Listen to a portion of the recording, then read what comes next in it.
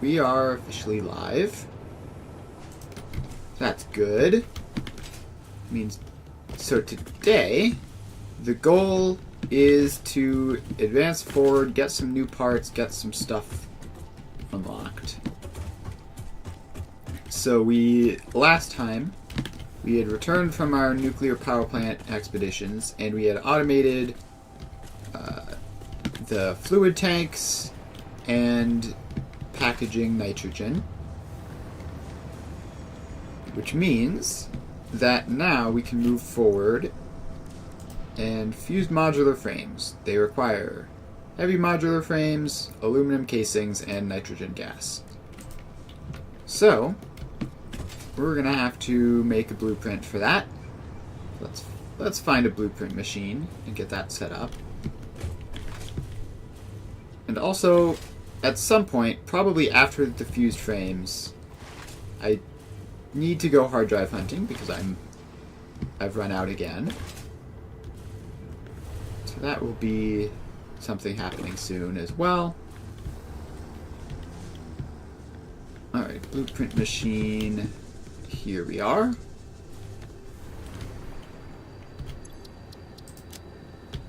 And we load up that. Alright, so this should be very easy because we have all of the things that it makes in production already. So what we need is we're going to need one of the versions with 2 outputs because of the fluid tanks, but that's fine.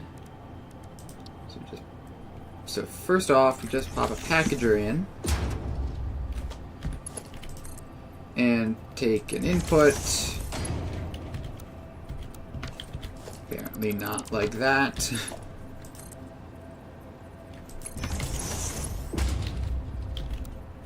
Alright, there we go. So this unpackages nitrogen gas. And if I check this recipe, we need 37.5 per minute.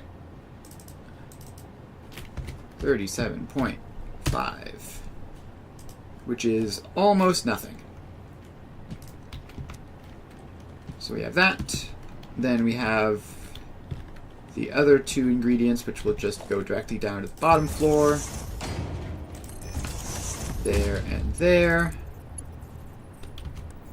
I think one of them requires Mark II belts, so we'll just do that real quick. We also need to invert one of these outputs, which is a little bit annoying to have to do, but it's fine. So let's go through, take all this stuff out. I really need to just create a 2 output a 2 output blueprint because I end up using it a lot. Go on the list of things that should probably have been done by this point that I haven't. Almost dismantled the random power line passing through. Don't know what that would have done, but probably not anything good.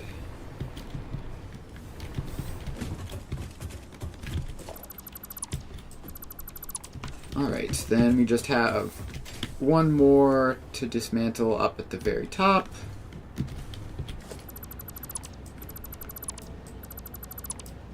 Alright, then we just put this back in. So that goes there, then we drop down and do this floor.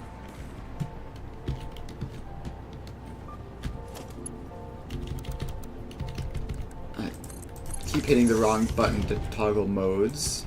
Don't know why.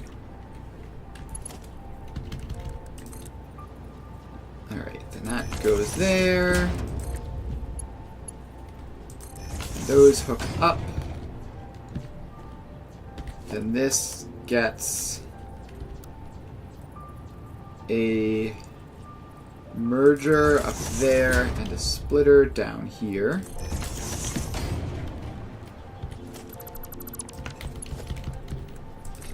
that. Please just line up. Thank you. That goes there. And then that can go into it.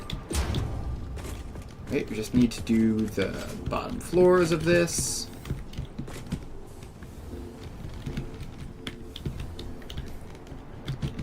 Alright, so then this.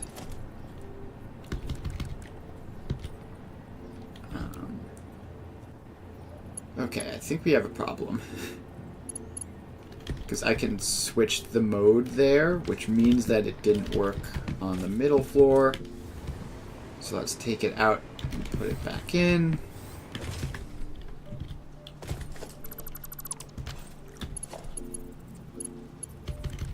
Alright, so then that just goes in like that.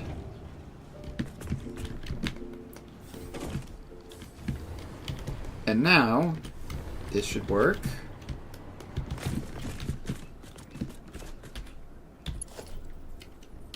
Yeah, so now switching modes doesn't change anything because it is properly locked in. So we bring it down to the bottom floor where we finally run it through.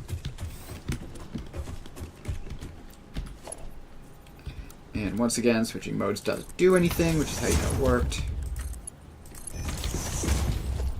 Also, that needs to be Mark 5 lift. Alright, so that's all set up. It's all set up. And now we just need to send the nitrogen gas down to the bottom floor.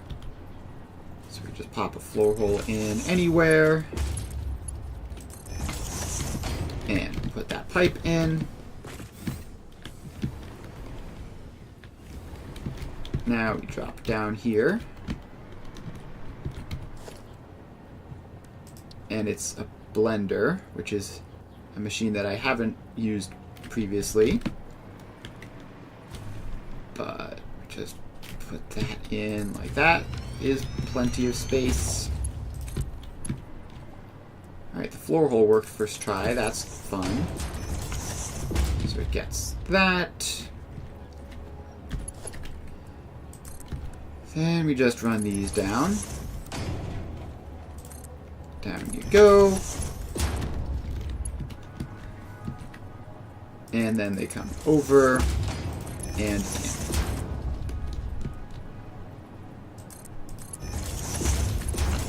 Over and in. Although let's make that face another way just so that there's no clipping.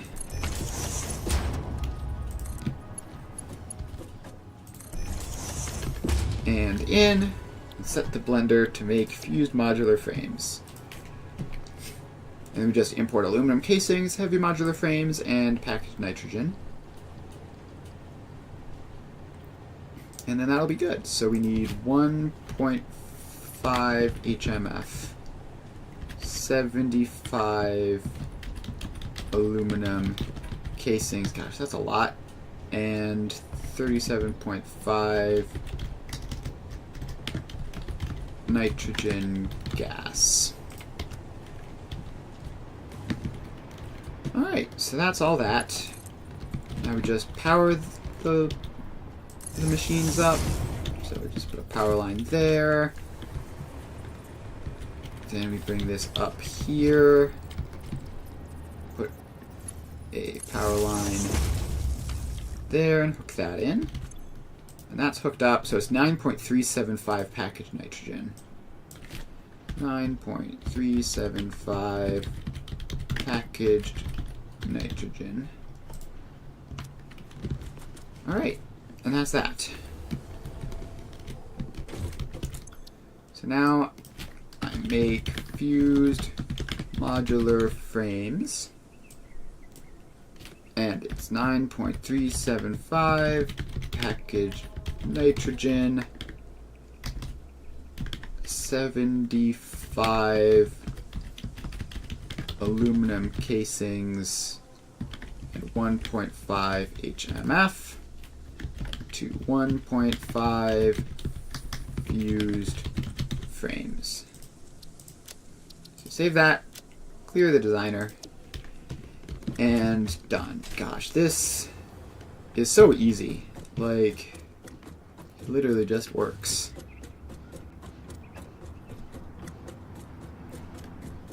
My previous save, I had to build everything basically from scratch every time, and boy, getting all of that aluminum production working every time was a pain. But now we just have it for free. Speaking of which, we're not like secretly running out of this stuff, right? Right. Alright, cool. Alright, now all I need to do is find a good spot for the factory. So I need 3 inputs for HMF aluminum casings and packaged nitrogen. I need an output for the fluid tanks and an output for the fused frames themselves. So that's 5 total truck stops, which means 3 truck stop blueprints and 3 truck stop blueprints in a factory. Yeah, it does. It really looks cool. Like,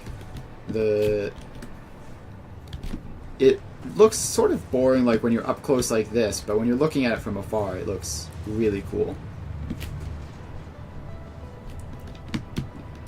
Part of what made me want to make this sort of thing is that I sort of had an idea that it would end up looking something like this. Alright, so let's just find a good clear space to produce these things. Like this. This is a good spot for it. Alright, so then you get a floor tile, and foundations going around, and then you get a floor tile, keep the foundations going,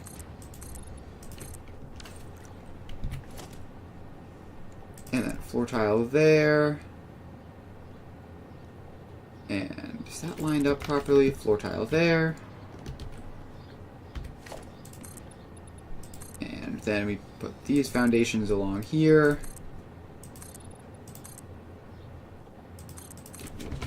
Alright, so this is the space we'll be using for this. Next up, we need the truck stops. 1, 2, and how do we want to rotate this? Like this? Not auto-connecting them together. That would be very annoying. Just regular blueprint mode, I guess, like this. Alright, so we have those. And then finally we put this in. Alright. So that is the factory mostly built. Now we just need to hook everything up. So this will be the nitrogen gas input, packaged nitrogen, not with weird capitalizations. Let's fix that. Then this can be heavy modular frames, input, heavy modular frames, and make it green. And then this is the aluminum casings.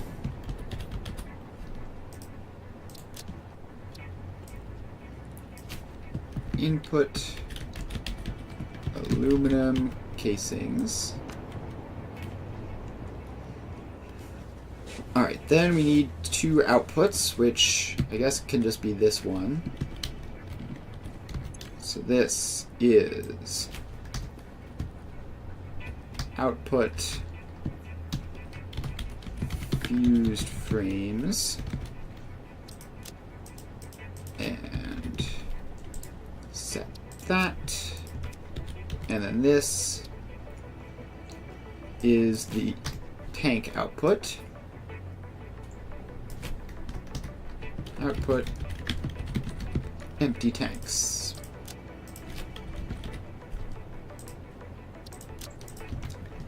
Alright, and then that isn't anything.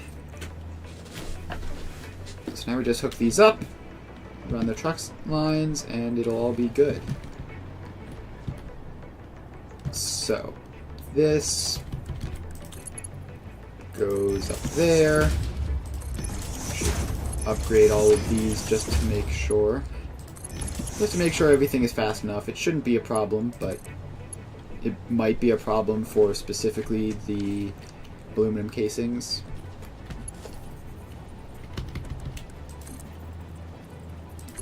Alright, let's bring that down just to keep this out of the way of the other belts.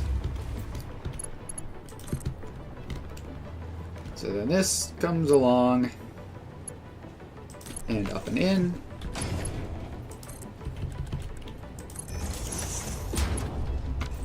Okay. Yeah, that works. So then this is the empty tank output. So we just hook that up there. And I don't know what happened there, but it wasn't putting the hologram in, so let's build that. And take that across into the fused frame output. Why are you like that? Don't go straight through.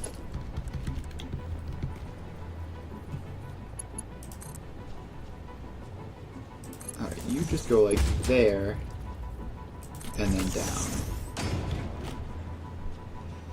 And that just barely doesn't clip. Cool. Alright, so now we just need to drive some truck lines. So this is... Also, we need to put the signs on the other side. That's important. Alright, so then that goes there. That goes there. And this goes there. Then we head over to the other side and do the same thing. Ah, we have fallen out of range of the power. So let's make sure to get all this stuff hooked up. And let's see, just put a power pole there, because it's a little bit too short otherwise. Alright, what was I doing? I had one of these signs in, I think. Alright, cool. Then that goes there. Ooh, that's like horrifically not aligned. So let's copy those settings, remove it, put the new one in, but at least like kind of lined up, and then paste those settings back in. Alright, signs have all been set up. Now, do I have batteries in my inventory? No. Do I have batteries in the depot? No. I should get batteries in the dimensional depot. I keep needing to grab them for various small purposes, but... Alright, let's just grab a couple stacks of those. This doesn't look like it's... No, it definitely is producing. That's flickering up and down. Just don't want to get caught by surprise with running out of batteries somehow. So Now let's fly back over to here.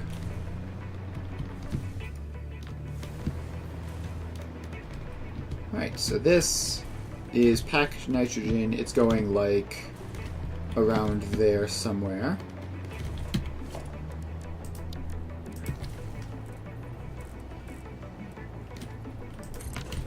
Alright, like that.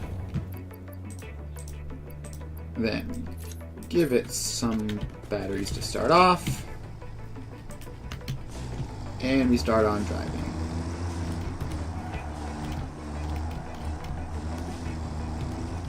Alright, so we just have to loop all the way around like this. Pretty sure it ought to just literally be this building here.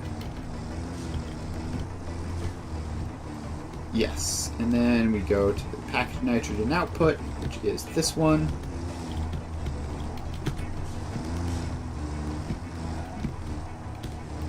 And then we loop around. And it looks like I might have to set multiple truck stops to the correct thing, because it looks like that was set to unload for some reason.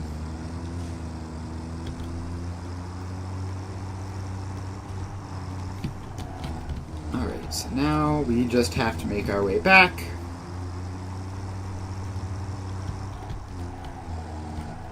And we loop around this way.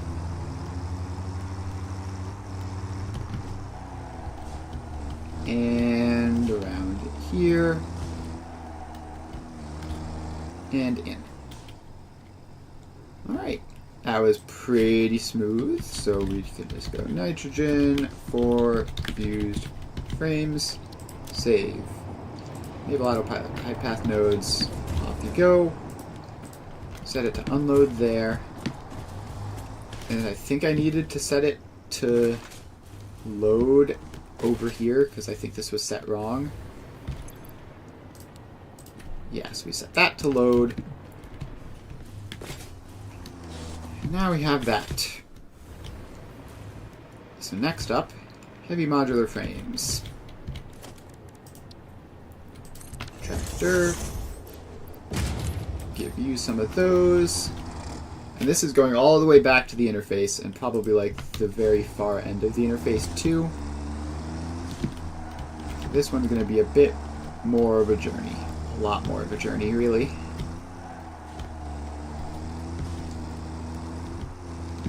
Alright, so let's make our way over. It's going to be down this way, and then over to the left. Please, traffic.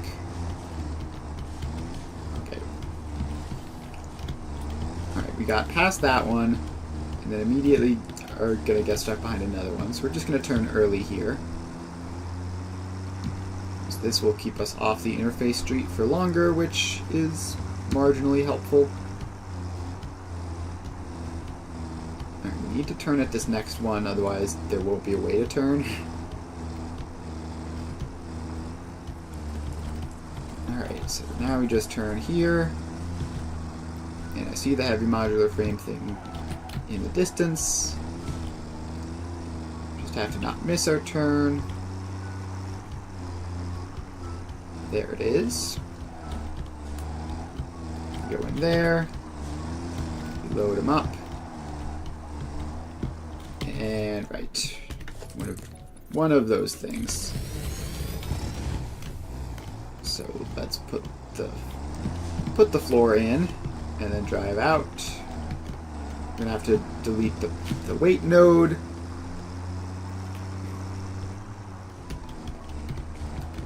Alright. Now we just get up this way and drive back in.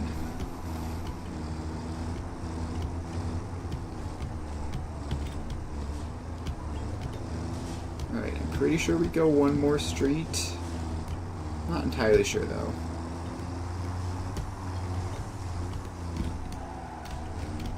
Yep. Classic. I really, at some point, should have bothered to go in and build all of those floors so that I didn't have to do it piecemeal like this. But I didn't do that, so here we are. Alright. Now I need to go all the way back over there.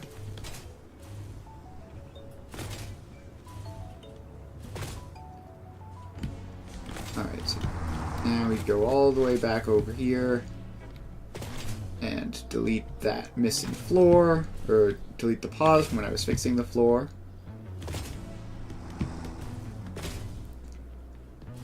Alright, so now we delete that weight node. Check to make sure this is all working properly. Yep, there's heavy modular frames input. And, alright, I almost fell, but I did not.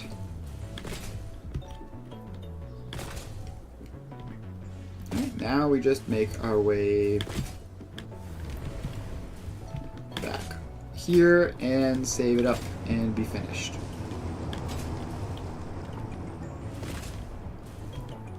Alright, just one more input to drive and then a recycling thing to drive.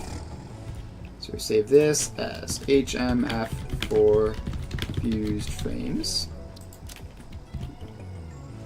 Enable autopilot, hide path nodes. Off you go. Set that to unload. Alright. Then finally we have aluminum casings, which are... Gosh, I have no idea, over there somewhere. Let's drive the route and see if we get lucky and stumble into it.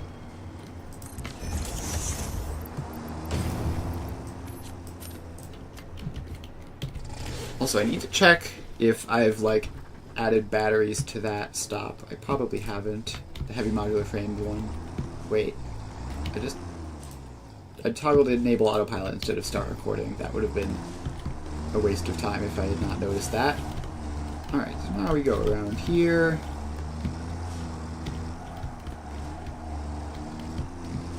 And the casings production are over this way somewhere. So we're just gonna drive here-ish and then take a right and just sort of poke around and see if we can find it. Please. Alright. Thank you for teleporting relatively quickly. Also, thank you for not going the same way I want to go. Alright, there's the casings output right there. Ah, please. Alright, we're gonna have to fix that.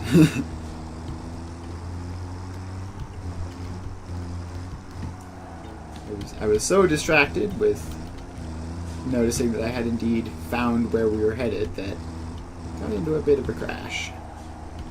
Yep, good old trucks. Trucks do not care. They will not stop for any reason. They just go straight on through intersections. Also randomly hit bumps that send them flying in the air for no reason.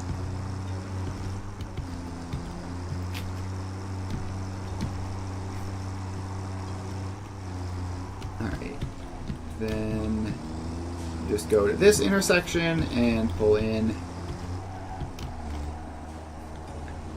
Alright, now we have some stuff to fix. So there was that little bump that we had, and the crash. I don't know what'll happen if I leave these nodes weird like that, but probably just better to get rid of them and be sure. Right, now we just have to also get rid of these nodes, because they are facing the wrong way.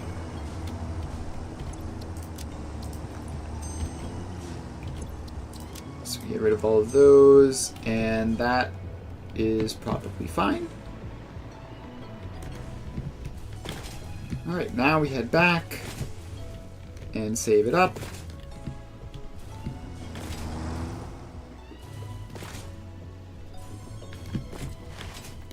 Alright, so now we save this path as aluminum casings for fused frames. Save that. Enable autopilot. Hide path nodes. Off you go. And set that to unload as well. Did it actually grab any on this previous trip? It did, but it didn't unload them just then. I'm sure it will get around to it eventually. Alright, so we have heavy modular frames. We have that. Soon we'll have that. Then the last thing to do is do the tank return. So let's pop that in. Give you some batteries. And we load from there. Wait. There just straight up isn't a road there. Alright, I can't do that. I need to put the road in first. Alright, so we're just going to drive you back to approximately the start. Alright, so you go there. And now we put the road blueprints in. So it goes there, and there, and then an intersection, and then goes across that way. And now we can actually do this. Alright, so now we load up there,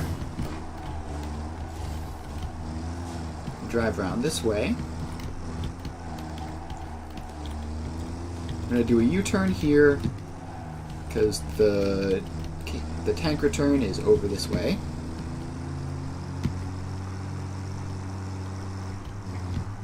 And I see a tractor floating very, very far off in the distance.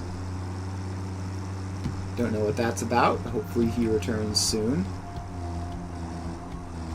Alright, so we need to find the tank return.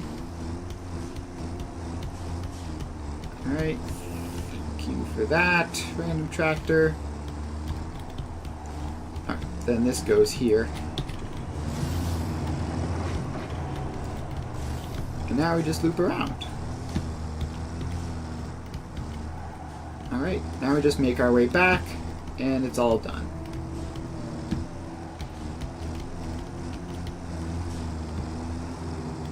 Alright, back this way.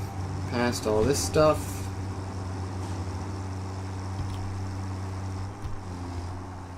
And past all this stuff, and then take a right. Alright, here we are. So we can now save this as fused frame tank return. Why can I not spell? Alright. Enable autopilot, hide path nodes, and off you go.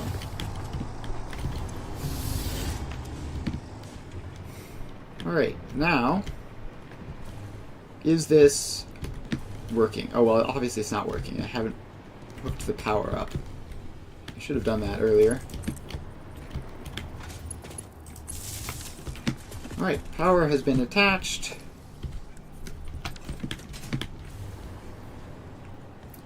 So those things are flowing in nicely. And nitrogen gas is starting to show up as well. Although not especially quickly. I guess it doesn't need to be especially quick. Let's check the nitrogen unpackager to make sure that that is working fine. Yeah, this is so easy for it. Like, it can unpackage so quickly and it just doesn't have to.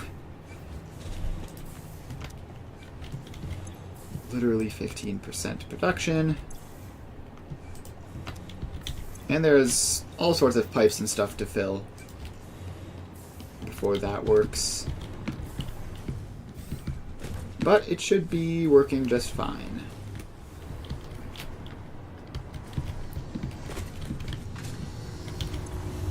Alright, yeah, it's currently running.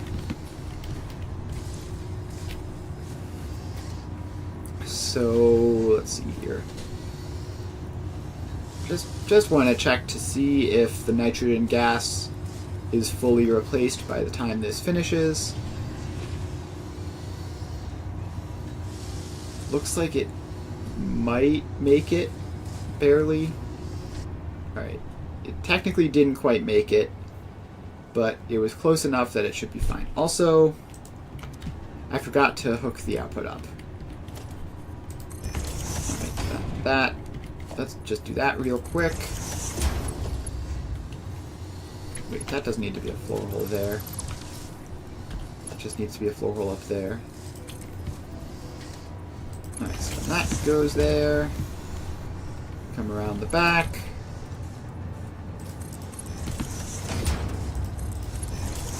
And send that up. Alright. Output added. Although I need to add the belt from this side as well. So let's do that. And do these even connect? It's possible to say. But hopefully. There should be some fuse frames going up, and do they get stopped here? No, they go through. Cool.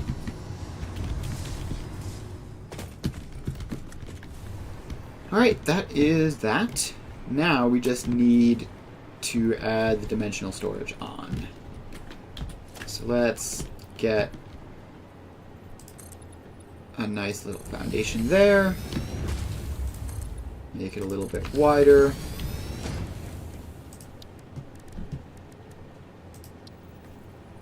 And storage container. Dimensional depot.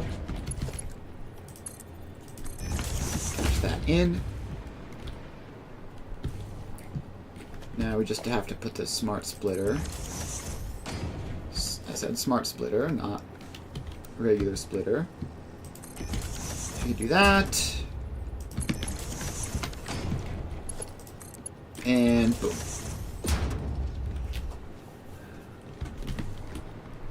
And now we set left to any centered overflow, so it'll fill the dimensional storage before sending things into the truck network, which is what I think works better, especially for these slow output things.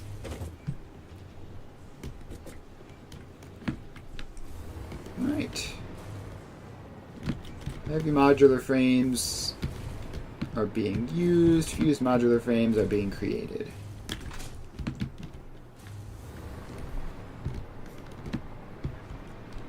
Now, that was nice and simple.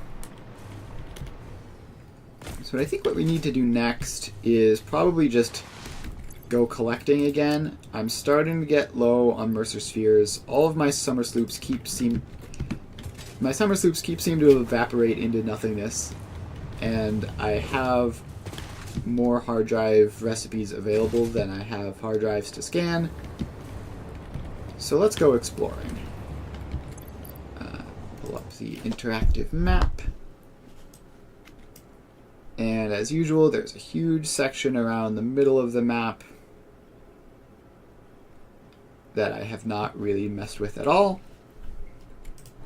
So let's go down that way.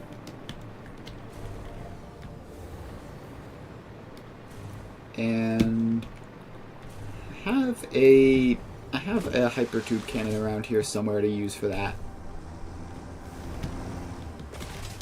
So I'm gonna use that to get over there pretty quick, because most of the area like in the vicinity of my factory has been pretty much picked clean. just because, you know, that's where I am all the time. I'm going to use a hypertube cannon to get relatively far away.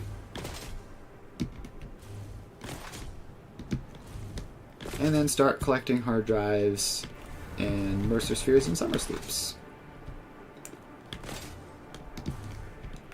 So I have to go all the way over here because this is where the hypertube cannon is.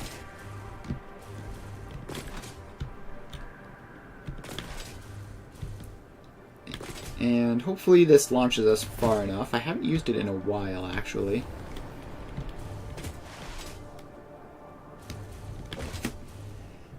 Alright. Hypertube cannon. We're heading... Check the map. We're heading, like, around this area. Apparently there's a lot of hard drives there that I haven't picked up. That's, like, southwest-ish.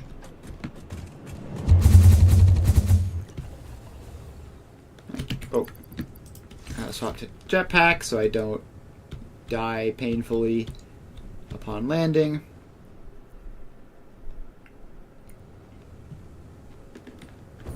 Alright. And just use some of the jetpack fuel to elongate the flight a little bit. And why not? We can stop by the nuclear train network. Ooh. Alright, well, we ran directly into the nuclear train network, but that's fine.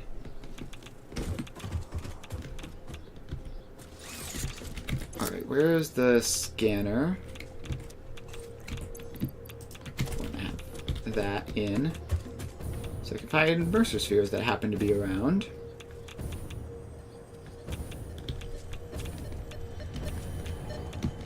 Oh boy. The autosave lag spike is very entertaining. Now where is this Mercer sphere? I didn't see it from above, which is weird. Maybe I just missed it. And it's like inside this uranium. Oh yeah, that's totally what happened. It's in here somehow. Witness a single strand of the tapestry. Can I just explode that? No. Alright. So then what I need to do is mine it out and then put the uranium that accumulates in my inventory into a box.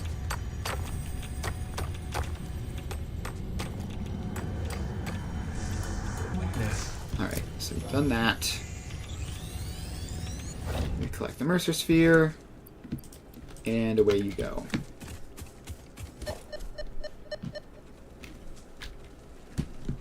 Apparently there's another one over this way. So let's head over this way.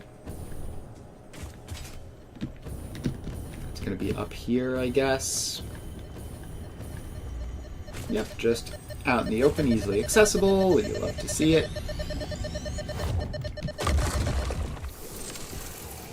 Alright, now I have to figure out where we are exactly for the purpose of finding hard drives. So we're like around there. Alright, so there's one south like there that I can grab. So let's head down that way. And I'll grab a purple power slug. I think I'm actually starting to run like sort of low-ish on power shards. Alright, so we can pass the train tracks. And it's somewhere along this river. This isn't even a river, this is just a path. Looks sort of like a river from above. This is the river. And boy, am I glad I am on passive mode. Alright, hard drive acquired. Now let's set that to do a MAM research. And let's see here. If we had northwest-ish, there are 2 power-based ones, which are also conveniently very close to the train network that I have, so I can just like grab power off of that real quick and just pick up 2 like right next to each other.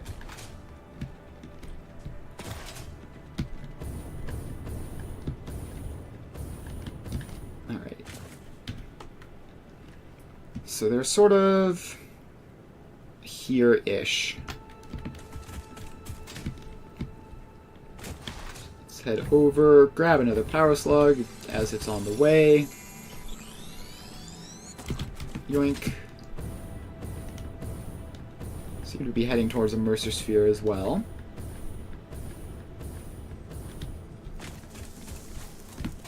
So where are you? There you are.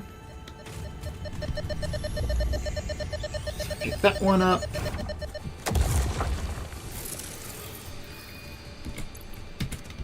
And I should scan for summer sloops, probably more than Mercer Spheres. Alright. Where are these hard drives, though? The hard drives are the main thing. It should be, like, right below me. Probably. Or maybe right above me. Gosh, I don't know. It might be right above me, which would make it rather difficult to find. So let's ladder on up and see if it's up there.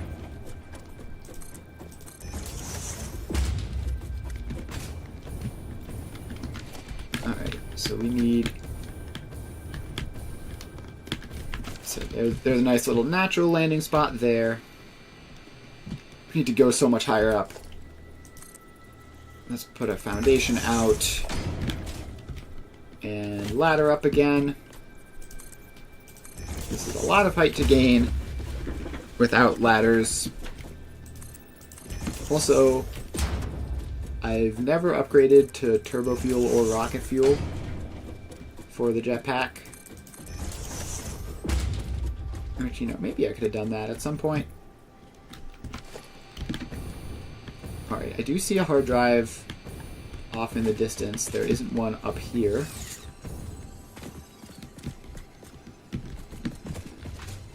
Which means I didn't need to come all the way up here. It was actually directly below me. I see it now. I got far enough away from the ledge.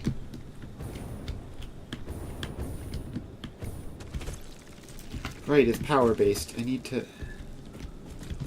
Gosh, this is like the worst anyone has ever been at collecting a hard drive. I need to go back up. Ooh, a summer sloop. So I need to gain height again to get to... Actually, no, there's power right there. Where was the summer sloop that I was heading for? I lost it. I got distracted and I lost it. It's up here. Alright, so we land on this one, we pick it up. And now we head into this.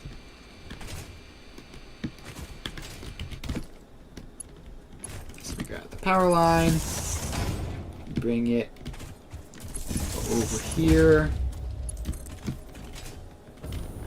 and bring it up.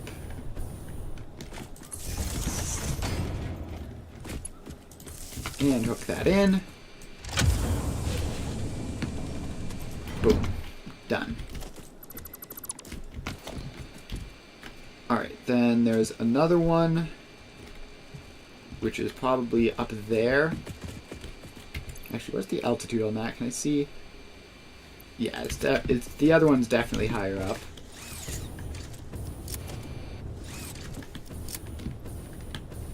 So let's try to land on this. And ladder on up.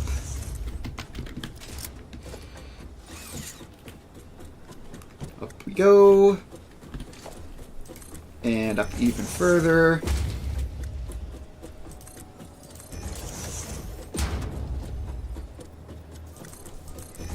Ah, ladders. What would I do without you? Alright, this place would be like a complete nightmare if not for all of the equipment that I have. Let's find a power pole. Hopefully there should be a power pole like around here somewhere. Maybe sitting on this ledge. Yes. Alright, so we make that more visible so that we can then drag it over here.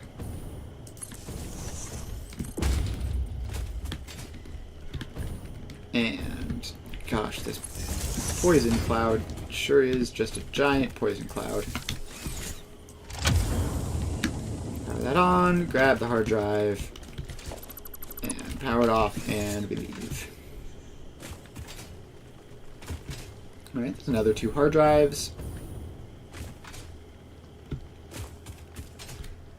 Next, I think we should just get up onto this train network, follow it around for a bit. So climb all the way up here. Alright, so I'm there. Then the next easy hard drive to get would be further north. Alright, I never got electromagnetic control rods automated, so I can't get that one. Alright, I'm going to head further north and bring power along with me as I go. So let's get... Let's get a power tower platform. Hook it up.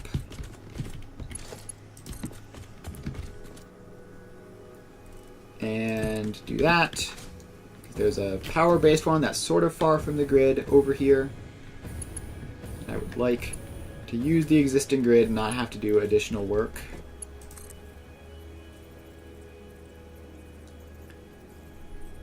How far can this go? Really quite far is the answer. Alright, now we zipline over there. And is that spec a Mercer sphere or a berry? I think it's a berry. Alright, we're here, which means that the next 2 hard drives are just west of us, like around this area.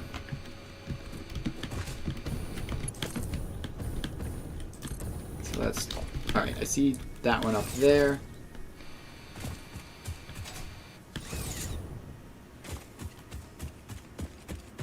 And then there's also one a little bit down lower. The one that's lower down is the one that requires power. It's probably just down there somewhere. Hard to say. Can't really see it, but let's bring the power line down so we can zip line back up if this isn't the case. Okay, let's see here. Alright, it's still relatively high up. It's like there. Let's keep bringing power along with us as we do some more investigating. Alright, that goes there. Where is this hard drive?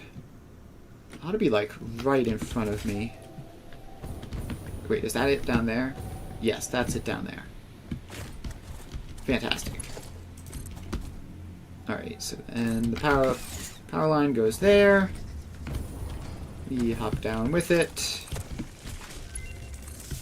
that up. Alright. Also, a MAM research just finished, so let's... Alright. Apparently we are actually back to being pretty much good. So let's just grab some of these recipes. And send you scanning again. I guess we'll take the electric motor. Alright, if that has us back to having all of the alternate recipes we need, we'll just grab one or two more so that we have some options for our next unlocks, and then we'll be done.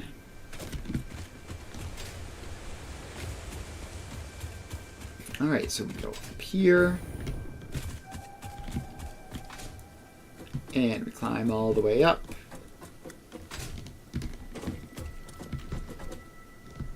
And let's see, it's like up there-ish.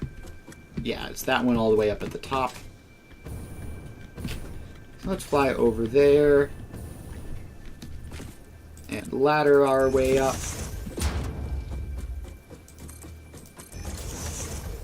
Up we go. Building giant ladders.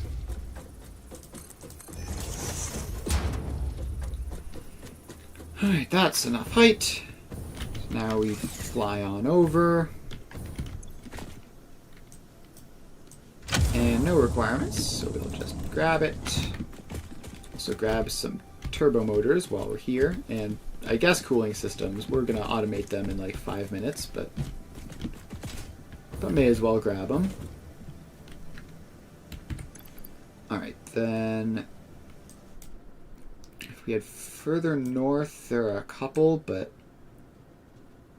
not really. Let's head further north, grab a couple of those on our way to the nuclear plant, and then at the nuclear plant we will just be investigating to make sure that it's all working properly.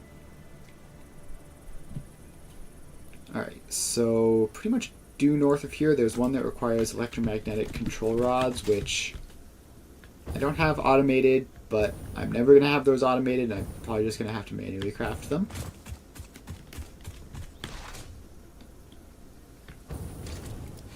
So let's head on over there. And it looks like it is down at the bottom of this ledge type thing. Is that this ledge? Yes, a little to the west.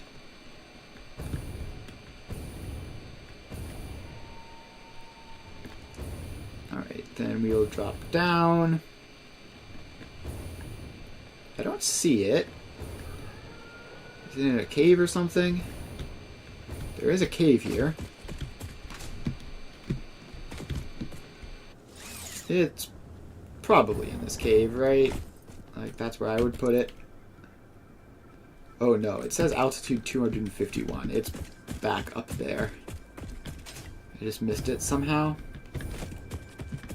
Annoying, but we have these zip lines to get us back up, so that's actually fairly manageable. We just need to get over to this one. Hey, look, a Mercer sphere. Grab you. Mercer sphere acquired. Alright, so now we zip line up. Is that it? There? Just like completely obviously? I think it is, yep. I don't see any other hard drives in the area. Alright, we're up here. Yep, electromagnetic control rods. You wouldn't happen to just have any of those lying around. No. Alright, manual crafting time. Electromagnetic control rods. So I need like 15 of these, so we're just gonna chill here for a little bit. Alright, so here we are. It's always a bit weird to be manual crafting this late in the game. Alright, so that's 12 and 14 and 16. Alright, so we can grab this now. And grab. Alright, then the next one is a little further north. This time we do need to jump off. It should be around there-ish, just past this lake. Alright. Let's stop our momentum before we fall to our deaths. And then just get over this way.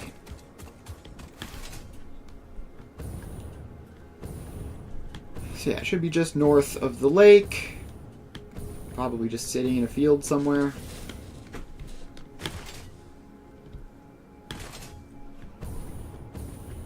And I guess we should scan for summer sloops while we're here. None in the immediate vicinity. We should have passed it. It should be like back here. Where is this thing? It's kind of sneaky. Ah, there it is. It's closer to the lake than I expected. Alright. So just pull the lever, grab the hard drive, and move on. So there are a couple more hard drives we could get, but I don't really feel the need. We have a good stockpile for at least the next unlock or two. We won't need to grab any more. So let's head to the nuclear plant. Just, it's been a couple hours since I turned it on and left it running. So let's see if it is fully operational or not. It looks good. I'm seeing lots of smokestacks from the generators.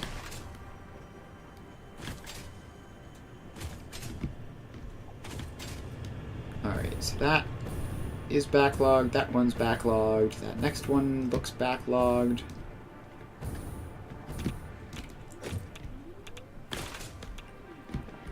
Alright, so if we head on over here, this one is doing its thing. And this one looks... Well, this last one is going to be a bit different because there's no surplus. So this one is 97%.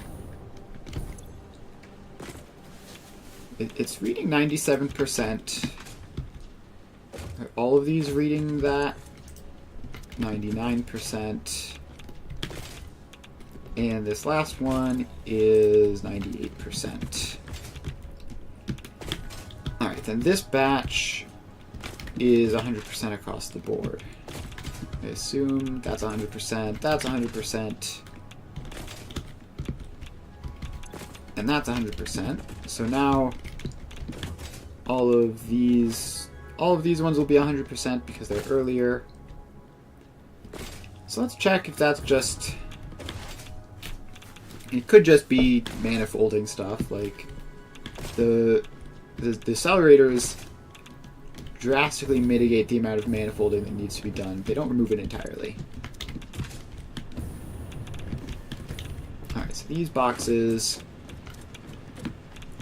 This is almost full, and then a bunch of half-full ones.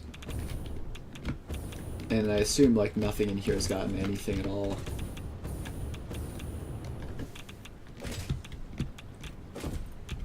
Alright, yeah, this one's gotten a couple. And then by the time we get to the top layer, I assume nothing is ever going to make its way up here. like maybe 1, but more likely probably 0. Yep, a whole bunch of zeros. Alright, that's good. That means we have plenty of space, probably.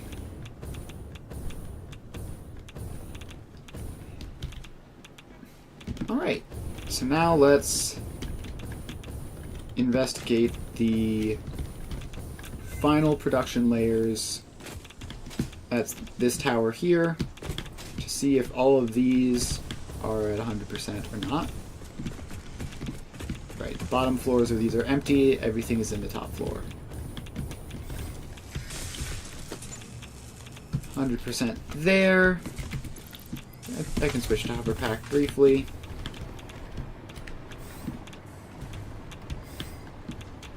Let's see, this one is 100%. And that is obviously nothing. Coming out. Then this one is 100%. And how do I keep getting stuck in the stupid door? And then this last one is 100%. Alright, cool. So nuclear power is working properly. Also, the storage is fully stored up. We're going to trip the grid.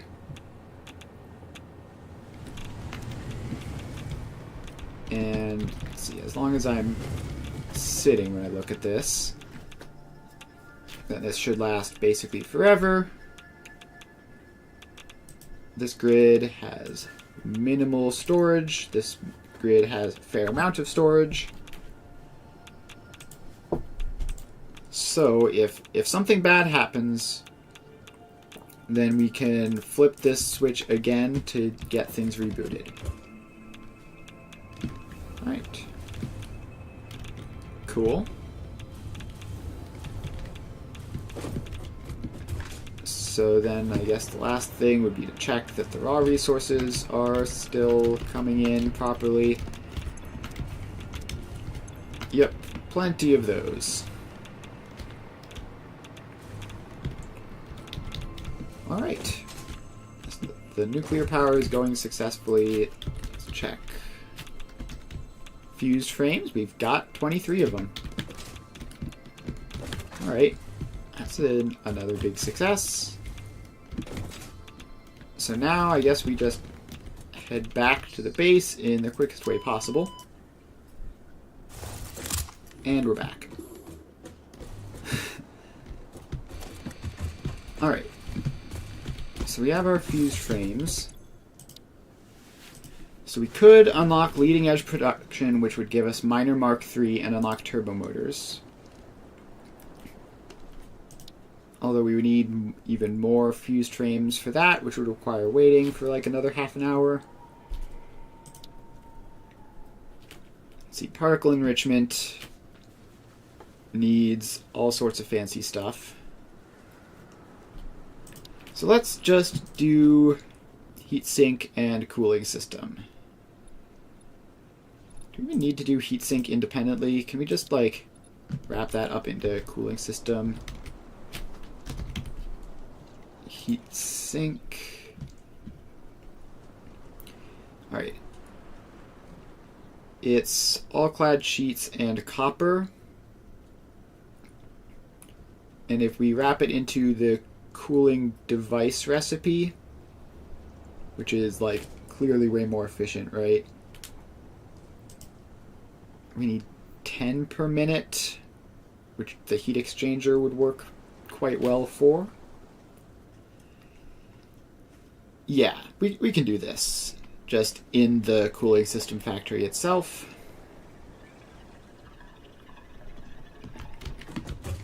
So let's get over to a blueprint designer and design that blueprint.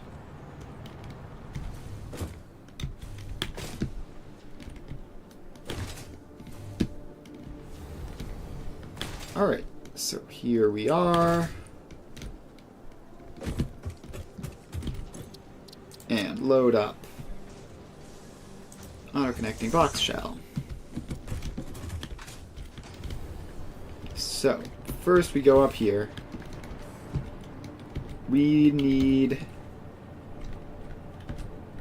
to make the heat sinks, which go in an assembler. And it's just rubber and aluminum casings. So that's going to be 2 inputs, 3 inputs, 4 inputs, 2 outputs. Is that barely manageable? Alright, it's barely manageable.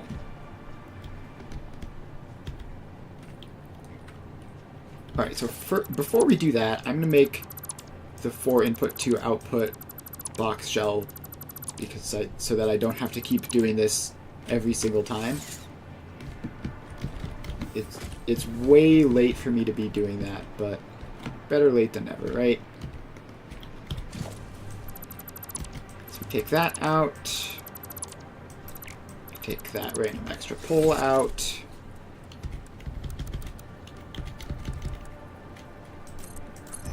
You get Mark 5 going in.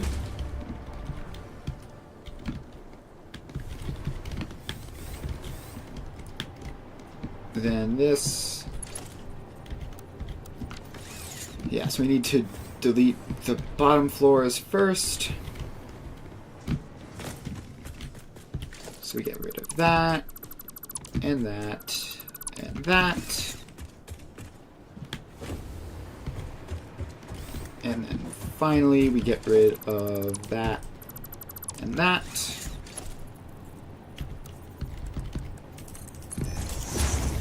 Now we just put the belts in.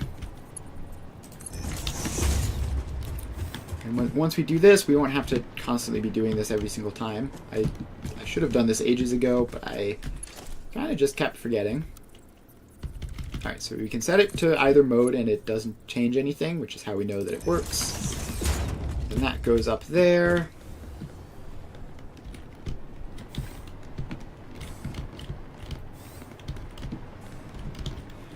Then this, again, set to any mode, and it doesn't change anything. That goes up there.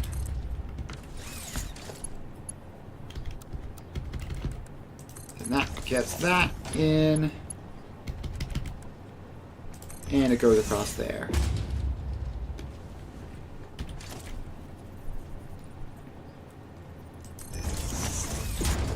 Alright, so then we get a merger in.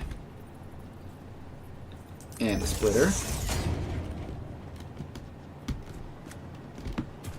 Alright, so that is that. Although I suspect that this probably is broken because the mergers and splitters are not reliable.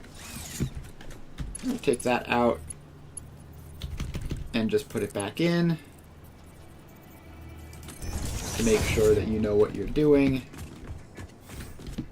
And do the same thing with this floor's version of it. Please let me in the door. Why are these doors so small? Alright. Yep, it works. Alright, so we have that. Now we save this as auto connecting box shell 2. And it's everything is the same, but it's 4 inputs, 2 outputs. Alright, so we save that, and now we can go up and make the actual thing, which was the cooling system. So step 1 is unpackaging the nitrogen. Stick a packager down. Unpackage nitrogen gas. How much of this do we need? No idea. But we need some of it, probably. Step 2 is assembling the heat sinks.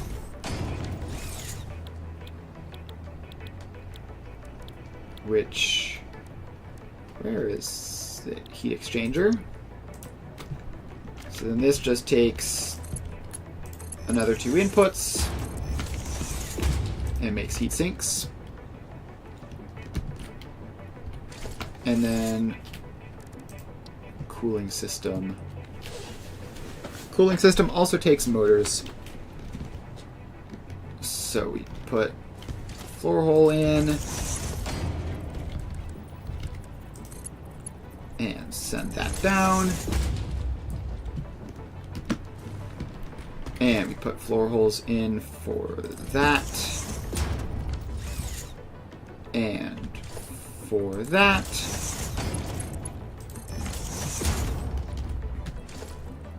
Not generator roof.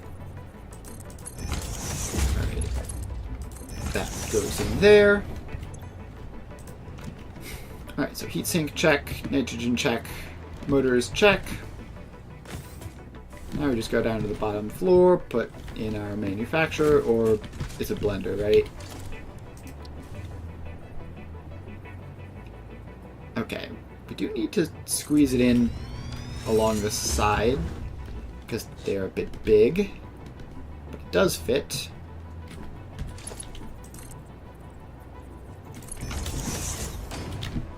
So then that goes in there. And down like that. And this comes down there. And out and around. And then finally the nitrogen gas just goes directly in. Cooling device. So we need 60 nitrogen gas per minute. So we'll go up there and set that. Actually, before we do that, let's make sure to remember to put the outputs in. So let's do that. You go there. And come down to there-ish.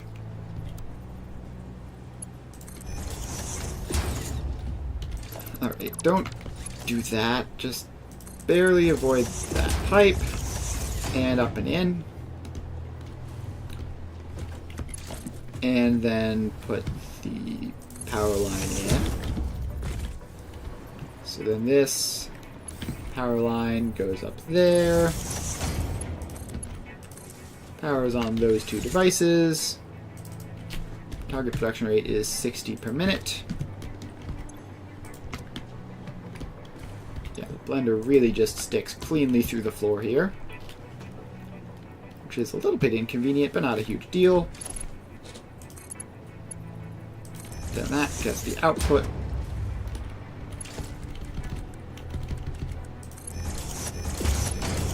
And let's make sure all of those are fast, just while we're at it.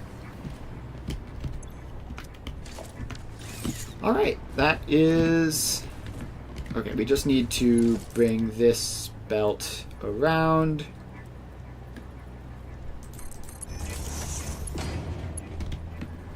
And looks like it'll be easier if we send that down there, and then that sneaks around underneath everything. Alright, that's that. So it is. Let's check. It is 15 packaged nitrogen. It is 30 aluminum casings, 30 rubber, and 2.5 motors. Alright, so that's that. Now we just save this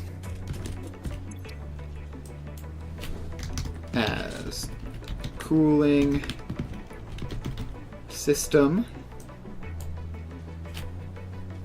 and it is 15 packaged nitrogen, 30 aluminum casings, 30 rubber, 2.5 motors, I think it's like 5 cooling systems. Alright, so just save that. Clear the designer. and then we just go up and build it.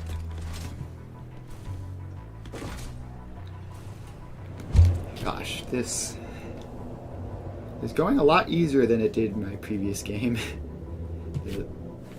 Having all this blueprints and scalable production really makes a huge difference compared to just making everything from scratch every time.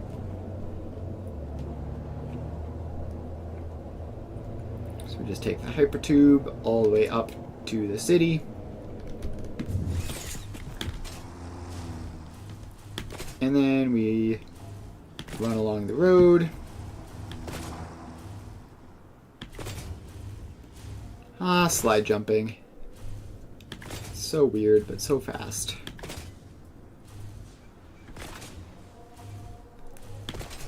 Alright, so we're all the way over here now.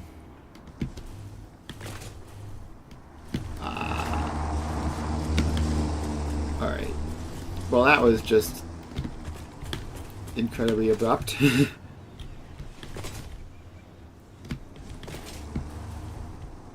Yep, this city is made for cars, not for people. Well, it's assumed that the people can fly, so that doesn't happen.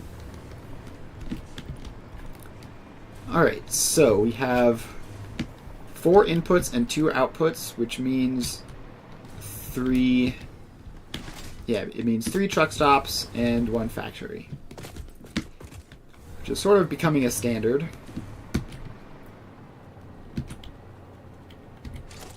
So let's put the floor tiles in. There's one there. There's one there. And the foundations go in as well. Please, zoop. Alright, fall out of the sky because we got too far from the power source.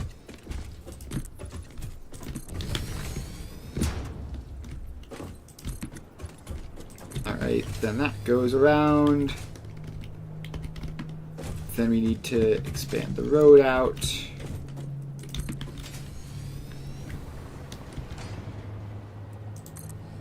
So the road goes something like that. And we put more floor tiles in here. There. And there.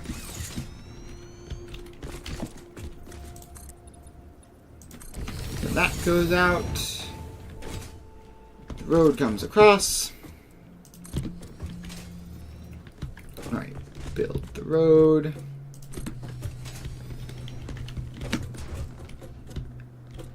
And the intersection goes there.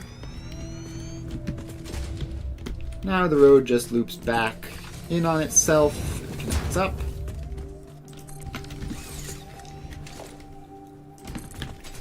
Now we just have to make these connections go in.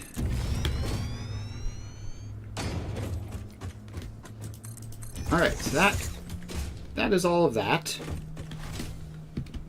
Now we need to put the truck stops in. So they go there. And there. And there. And now I can power these on and fly again.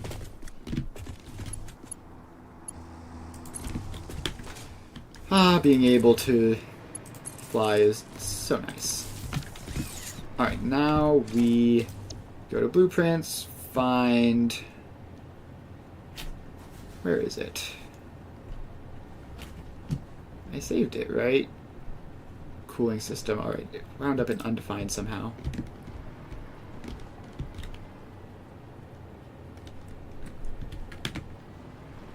Alright, let's take a bit of a step back.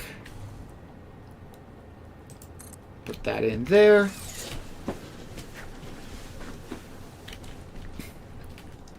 Alright, now let's power it on, just so that that can be powered on whenever anything shows up. Alright, now we need to set the inputs. So this is nitrogen gas. input nitrogen gas. Then this is what, aluminum casings, I guess.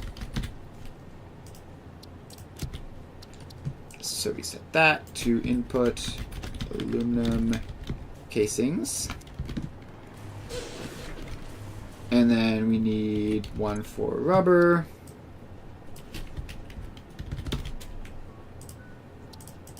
And we set that. And then we need one for motors.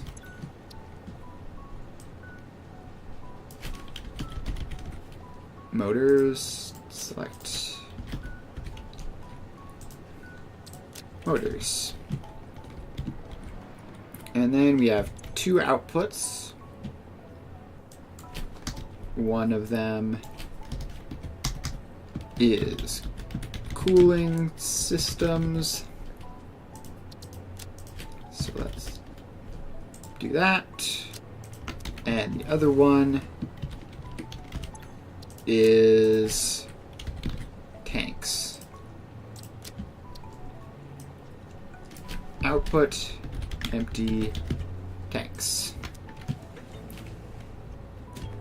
Alright, now we just belt all of these up. So then that goes into there. I'm pretty sure I put these in the correct order.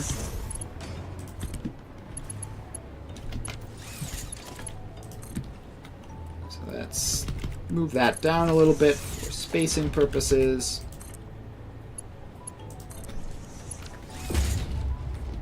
Alright, and then fourth input is the motors, which come along there.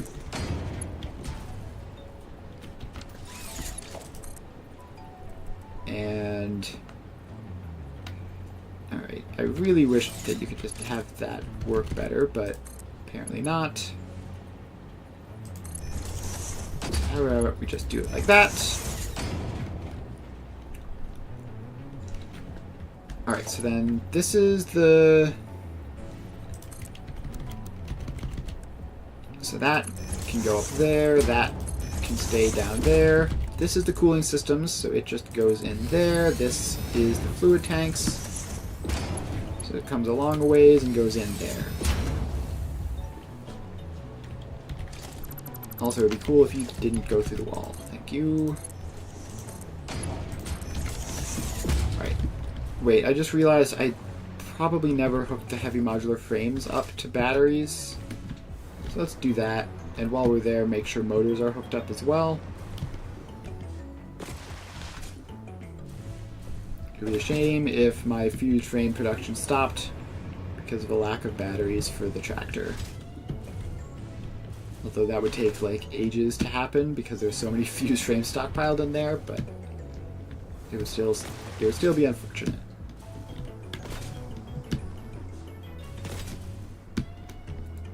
Alright. Motors are not attached. We'll put a floor hole in there. Bring you up and in. Actually, you know, it'd be easier is to just do that. Boom, done. And heavy modular frame looks like is batteried up. Alright, that's cool. Alright, also while we're checking out the motors, we need to build this floor in. It would be nice to be able to do that preemptively for once. Alright, so that is all that. Now we just have to drive the truck routes, and it'll all be good to go.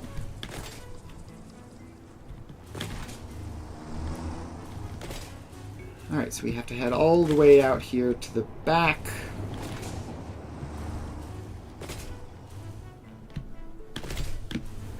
Alright, we need to put the signs on these. that billboard there. Put that billboard there. And that one goes there. And that one goes there. And then we loop around these and put these in as well.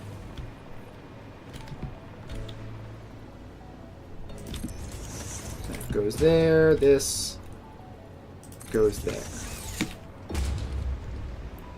Alright, now we just have to drive 5 truck routes and we will have cooling systems producing. So first of all, nitrogen gas.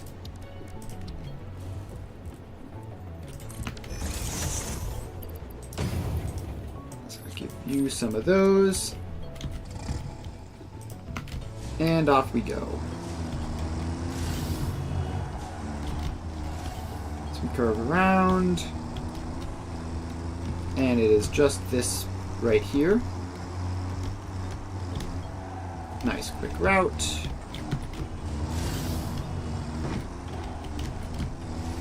Right, we have to do this awkward U-turn, but that's not really a problem. Alright, awkward U-turn done. Alright, now we have to wait for that guy, which is abruptly stopped.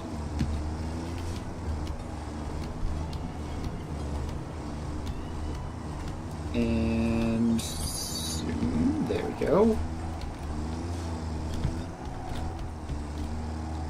Alright, so that is nitrogen for cooling system. Enable autopilot, hide path nodes. Set that to unload. And off you go. Next up is aluminum casings for cooling system.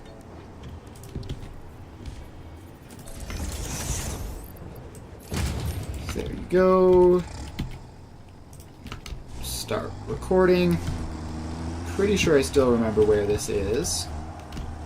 The aluminum casings.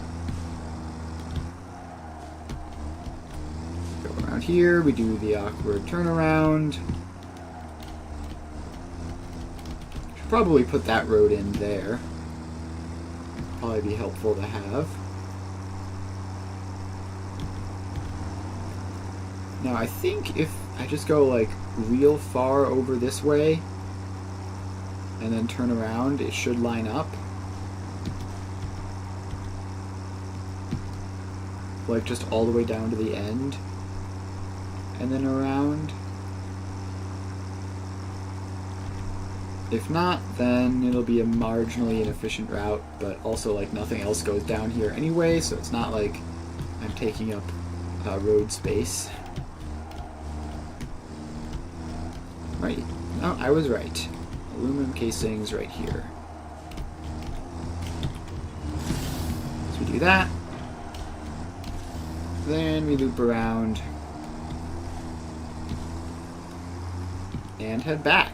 Nice and easy.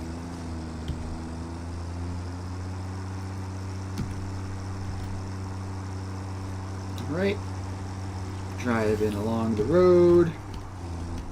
Another tractor in front of me. It's gotten out of the way. Very nice. Alright, then this goes in here. Alright, so then we save this as casings for cooling system. Enable autopilot, hide path nodes. Off you go. Set that to unload. Next up is rubber, which is going to be a longer journey all the way down to the interface. So we fuel you up. Start recording. And off we go.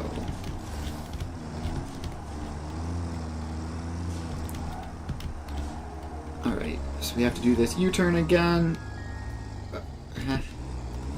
What? Alright, we have run into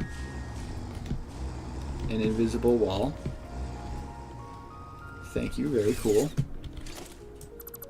Alright, let's just dismantle the tractor and just try that again. The good old classic invisible wall that completely gets you stuck and unable to move.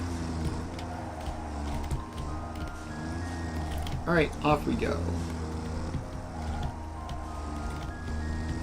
Alright, don't run into the same invisible wall again. And off we go.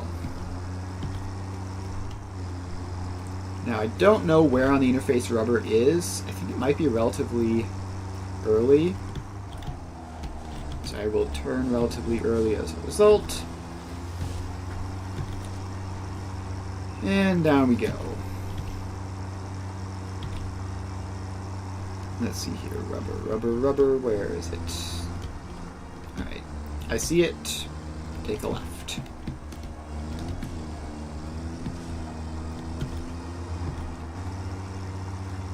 Alright. Here's the rubber. Go into this. We load them up. And go around. And now we just make our way back straight through the absolute brawl in that sort of centralized intersection.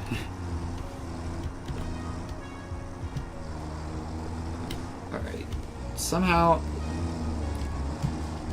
I survived that first chaos, but then some random guy just hit me there. So we're gonna have to go back and fix that, unfortunately.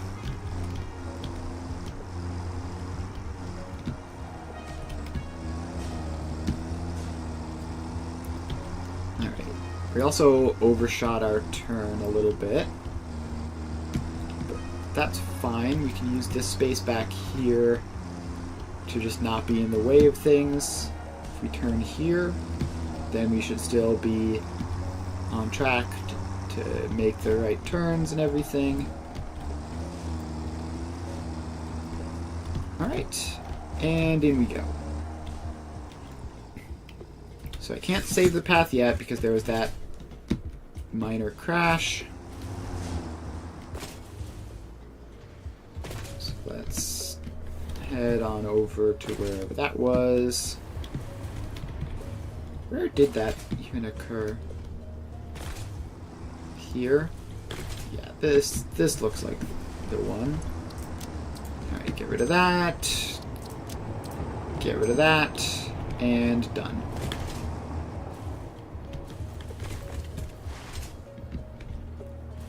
Right now we just head over here.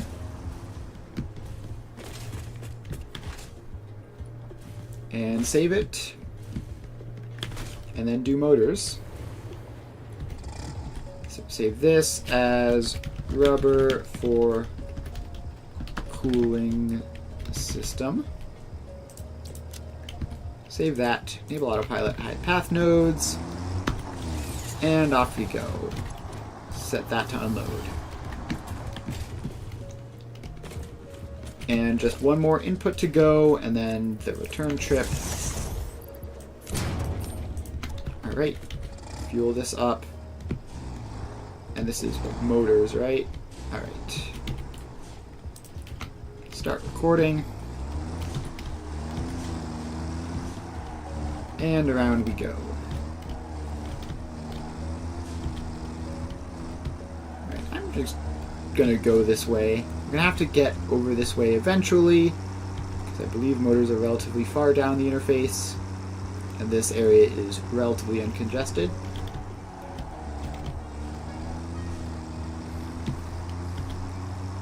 Although I think this actually does take us straight through the most congested part of the city later, so maybe that wasn't a good idea.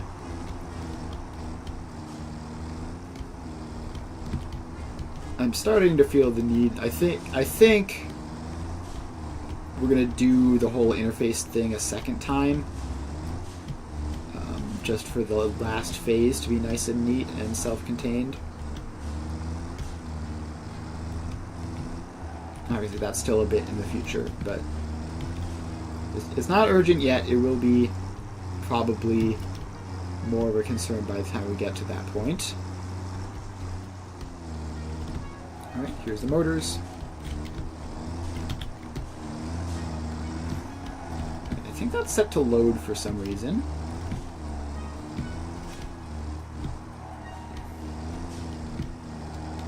Alright, so we go there, then we come along here. And off we go.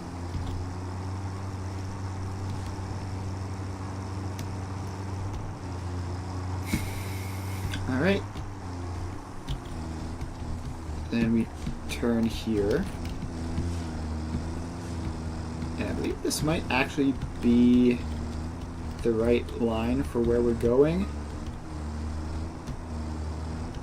Not entirely sure, but it is, yeah. Looks like it. Alright. Stuck behind this tractor. But we are almost there. We are so very close.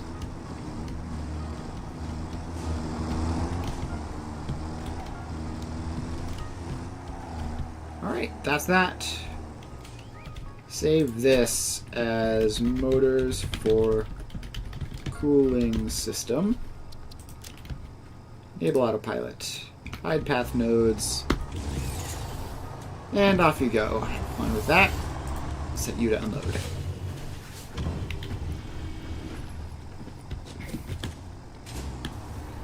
Alright. So this... The fluid tanks have already showed up. And have started filling up. So we're just waiting on the rubber and motors to return. And we just need to run this last tractor. So you go in. You get some batteries. And you load up the empty tanks. And around you go, back to the tank return. Alright, make that turn real quick. And then we head down this way and take a left. And it'll be right there on the right.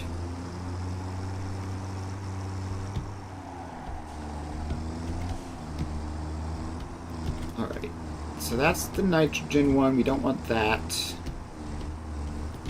What we want is this one here. Turn in there. Load them up. And now we just make our way back. And cooling systems will have been made. Assuming nothing goes wrong, should be just about done. Now we go up this way. Take a left here.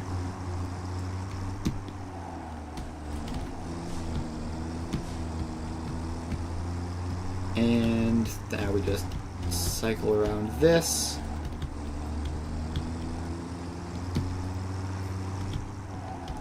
And in. Alright. So this is cooling system tank return. Save that. Enable autopilot, hide path nodes. Off you go. Have fun with that. In the meantime, rubber has shown up. Motors have not. But that does mean that the heat sinks should be producing now. Yep, they are. The nitrogen is completely filled up. So we're just waiting for the motors to show up. They have obviously quite a long journey. But that's them there, which means cooling system production will be online.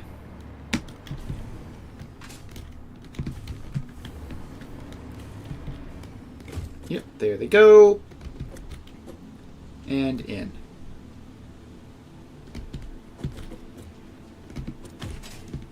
Alright. That's that. Now we get to drop down here and see. Yep, there go the heat sinks. They're filling up, plenty of those. And here come the motors. Alright, so the motors are making their way along the belt. Just this little curve, and then they'll be in, and cooling system production will be online. Alright, there's the motors. Alright, so that's basically that.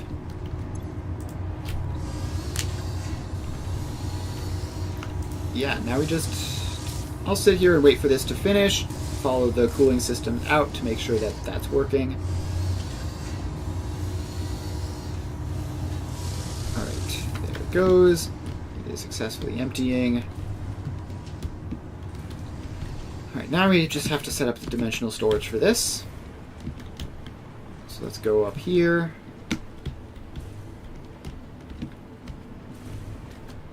And put that in.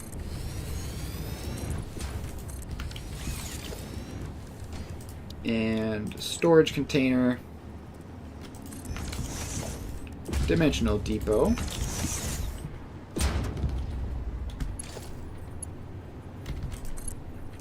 And that goes there. And then we just take a smart splitter off of this. Send it up and in. And write any center overflow. Alright, that's cooling systems done. Assuming that they show up. Did the cooling systems get stuck somewhere?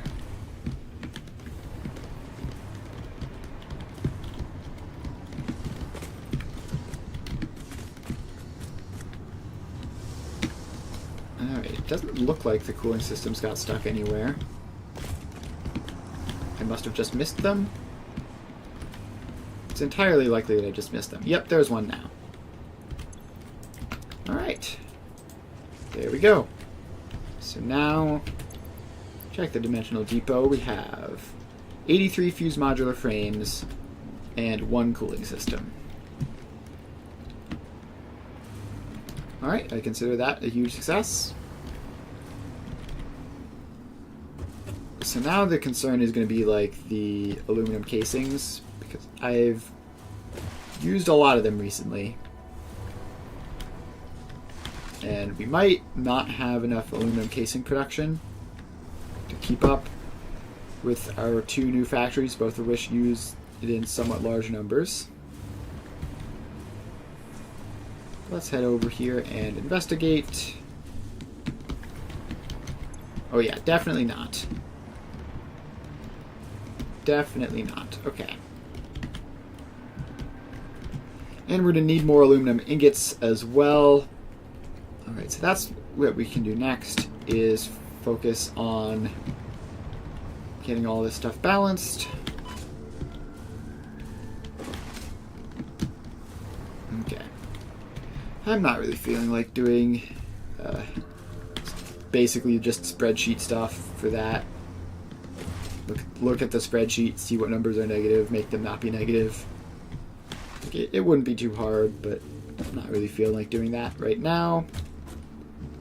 So instead, what else can I do? So I guess the other thing I could do is start planning for project parts or turbo motors, right? We need turbo motors next, which actually probably, let's see. Oh, we haven't even unlocked turbo motors because we need to do the whatever it's called, the hub upgrade. Let's head over there.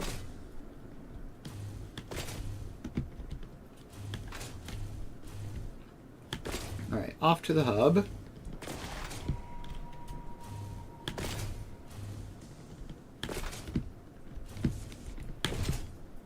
And the hub is just down here.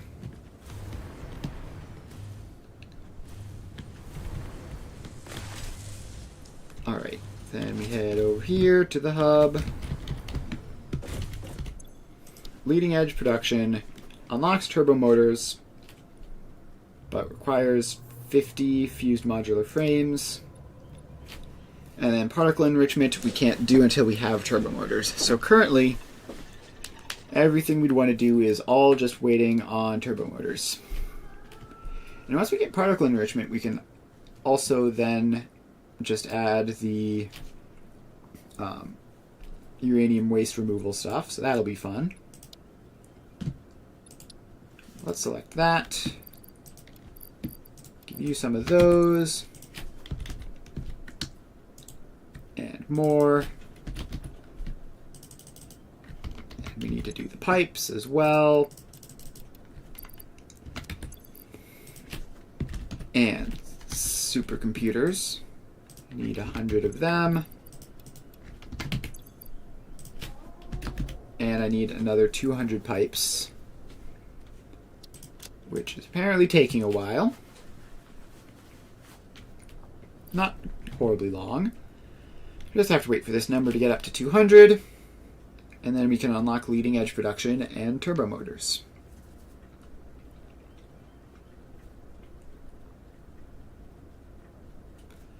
Alright, that's up to 170, 180, 190, and 200.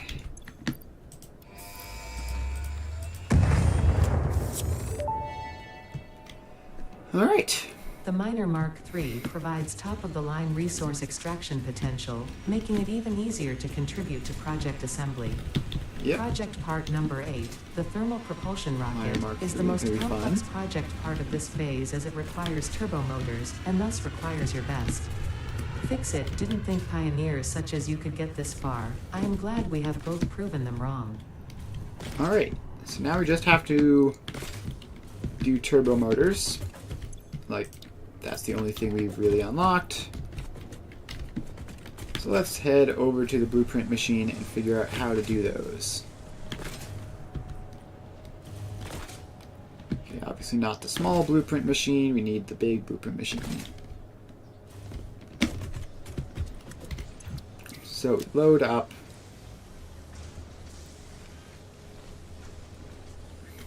I actually don't know if turbo motors requires a fluid component or not.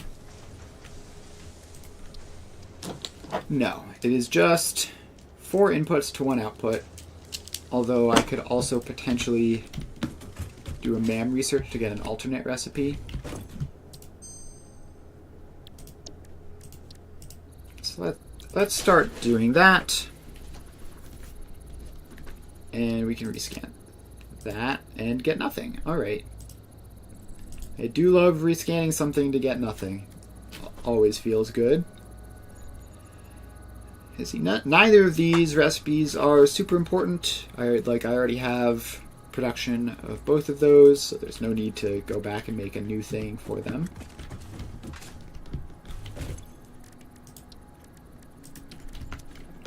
So I guess we're just going to be waiting on the research to see if there is any good alternates for turbo motors.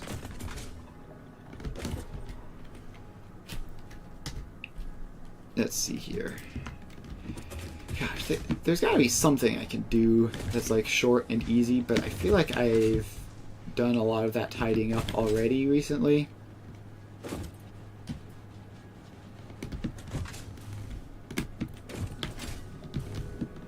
Alright, so I guess I'll scan for summer sloops and Mercer spheres here in my base. Yeah, no, I didn't think so.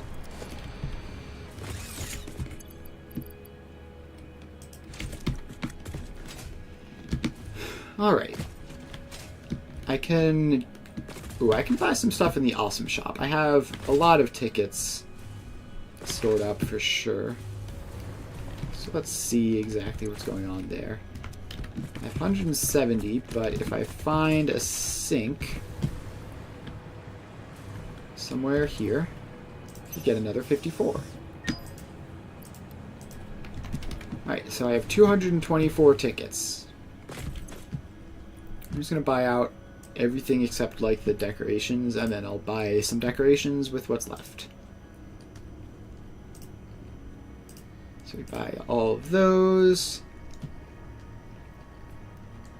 Sure, let's buy those. They're completely useless, but at least I have them. And paint finishes and alternate foundation materials, because why not? Alternate wall materials actually could be fun. And all sorts of alternative shaped foundations. And alternative shaped walls. Gosh, am I even going to be able to afford all of these? A lot of these are, like, reasonably expensive. I'll put everything in the cart and see how much it is, and then start taking stuff out, probably. Alright, so then this is all not helpful. Alright, no, we do barely have enough. How is the factory? The factory is going quite well. I have just finally gotten around to opening up the awesome shop and buying, like, basically everything. Due to Pioneer requests and several reported issues with staircases, there is now a more efficient solution. The Fix-It personnel elevator ensures optimal safety by putting a Pioneer in a box controlled by a rudimentary AI, specialized in soothing a straining mind. Yep, I just sort of haven't bothered going by the shop for a while, so I ended up with a lot stockpiled up. So yeah, we have just finished automating fuse frames, cooling systems. Well, yeah, those two things basically. And so we have unlocked turbo motors, and now we are doing hard drive scans to see if we get anything interesting out of them. I don't know what the all recipes for turbo motors are, but maybe one of them will be nice. If not, like, the base recipe is not that complicated, at least. It's just a bunch of things we already have. But there are 2 alt recipes which I would like to see. Alright, so what else can we do in the meantime?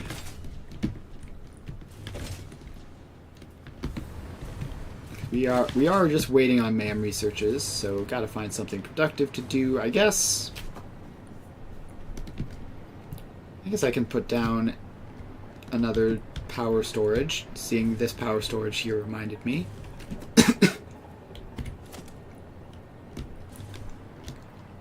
Alright, so you get a floor tile. Please go in nicely. Alright, hold and shift manually. There you go.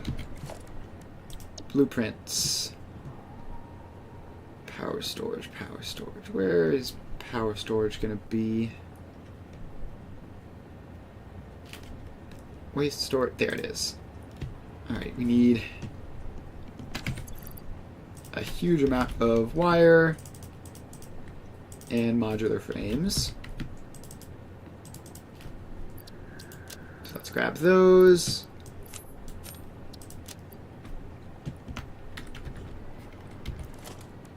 And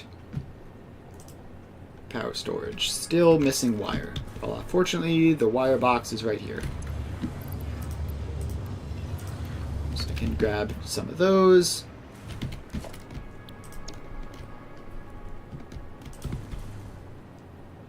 And where's those? Go in there.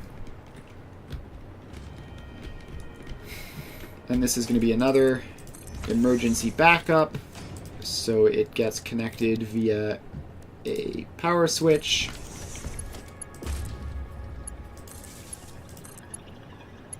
Alright, and then that just connects to whatever. And then we combine them. And now we have way more storage.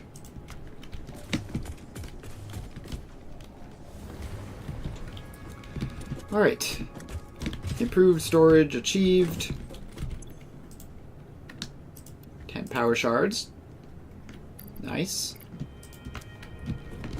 Is that a giant battery? Yes, it is. It is a massive battery. And you store power in there so that if your power system crashes, it doesn't quite crash as badly as it otherwise would. And it is indeed just shaped like a giant AA battery, which is very funny.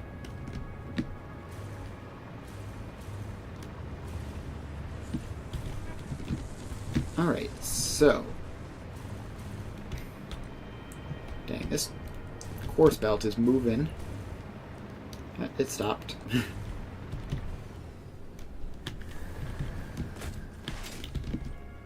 Alright. Please give me a turbo motor alt recipe in 2 minutes. If not, I will be sad. Alright, so... Is there anything else productive I can do? There was a problem with one of my blueprints, right? I think I remember that. I think I remember... Was it fused frames that the output wasn't actually connected up? So let's see here. Yes, that is definitely going to be the case. Alright, so we just bring that around. And it doesn't need the floor hole on the floor, it needs the ceiling hole. That goes there. And that comes down there.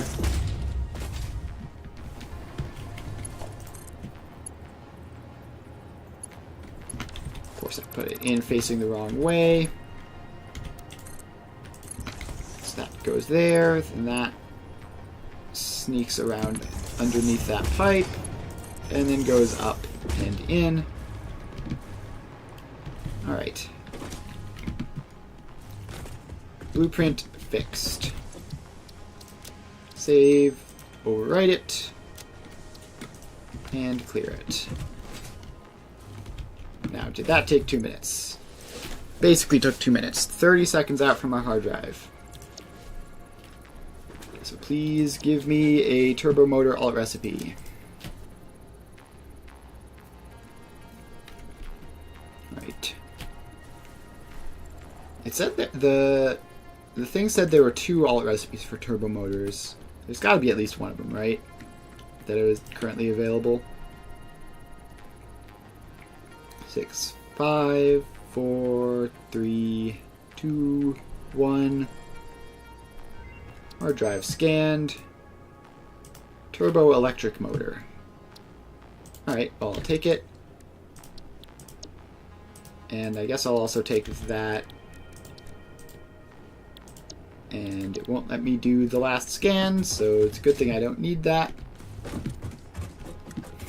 Alright, now... So... Let's see, comparison time. This versus this. And let's just compare them as if they're making 1 each, just so that it's an even comparison, because the rates are different. So, the top one uses less RCUs, more motors, and it uses cooling systems. The bottom one doesn't use cooling systems at all, uses 1 more RCU, which isn't that much, uses electromagnetic control rods and rotors. EM control rods are relatively easy to make, same with rotors. Do I have EM control rods automated though? I don't... Well, I have the nuclear blueprint for them, which runs off of the same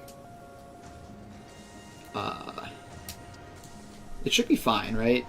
Using the nuclear blueprint for these.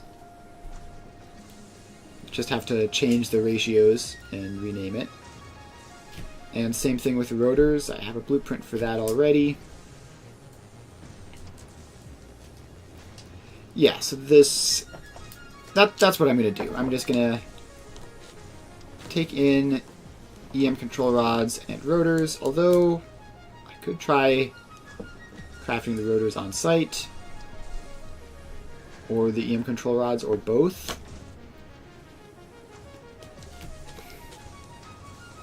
Let's see. Now let's just have the external blueprints for the EM control rods and rotors, and then this becomes trivial. So we load up a box shell, doesn't really matter which one. And go up to this floor.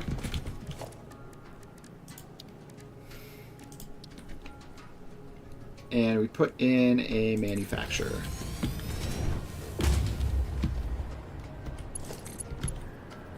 Alright. Conveyor belt is too steep. There's not really space to push it back further back. So we're just going to have to do this whole thing again. 1, 2, 3, and 4. And these go in. Probably could have worked to make that line up better, but... Alright, that comes around and out the output. So then this is turboelectric motors. Alright, so then we just need to get the just extraordinarily weird ratios for this. Like, why are these ratios what they are? Alright, not going to worry about it. Are any of these fast? No, they're all very slow. So we don't even really need to upgrade the belts there. Yeah, I mean, this is just like the most trivial possible blueprint. Although we actually need to note down what those ratios are for saving the blueprint. So this is 6.536 motors, 8.438 RCUs, 4. Is that 688 or 588? It's 688. 688 ECR and 6.563 rotors to 2.813 turbo motors. Alright. Those are definitely the most ridiculous ratios I've ever seen. We're just going to not worry about that. Turbo motors. 6.536 motors. 8.438 RCU. 4.688 EM control rods. And 6.53563 rotors to 2.813 turbo motors. Alright, so then we save that and clear it. And let's see here. So this makes 2 EM control rods. Let's load that up and see if we can make it a lot faster.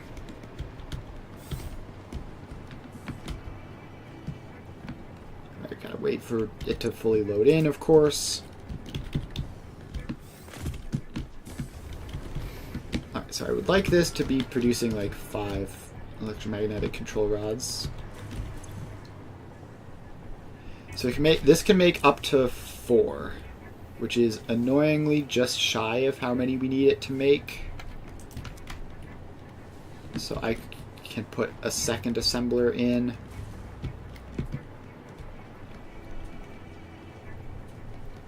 Or I could just make this a giant thing. Now I'm gonna make new blueprints for this. So you get a second assembler.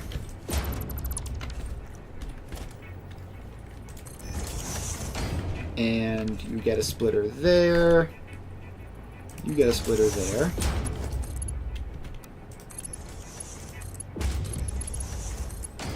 So then that goes there. This splitter needs to be higher up in order for it to all align properly. So then that goes down there, that goes under, and that goes across.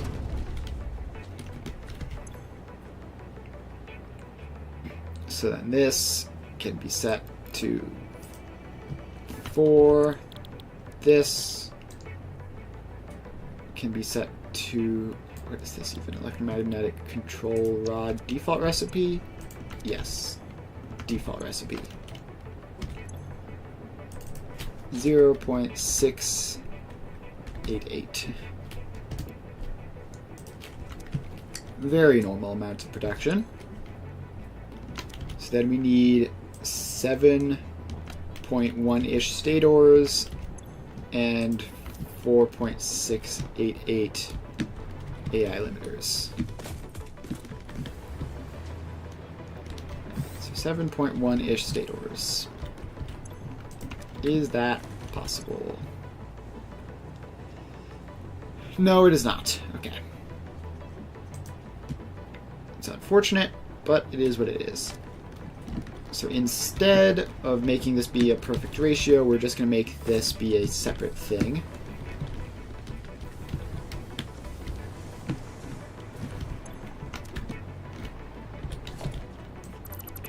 So we can't fit the second assembler in. So we need 6 stators and 4 AI limiters, or whatever the lower of the two is.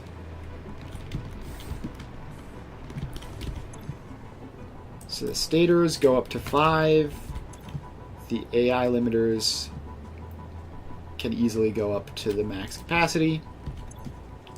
So if stators are at 5, then we need 15 steel pipe and 40 wire.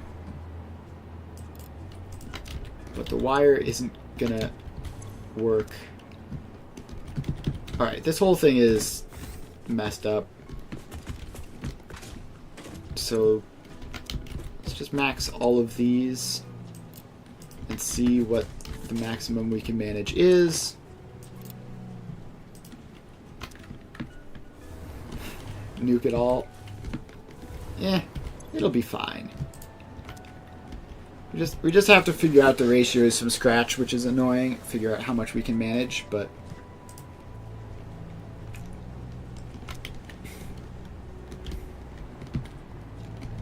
right, so this can handle up to 5 stators, but right, what is 6/4 times 5? This will be, no, it would be 4/6 times 5 will be how many AI limiters we need.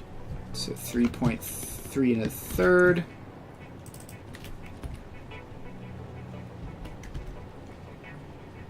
Three plus 1/3. Alright, so we need 16.667 copper sheets. Best we can do is 10.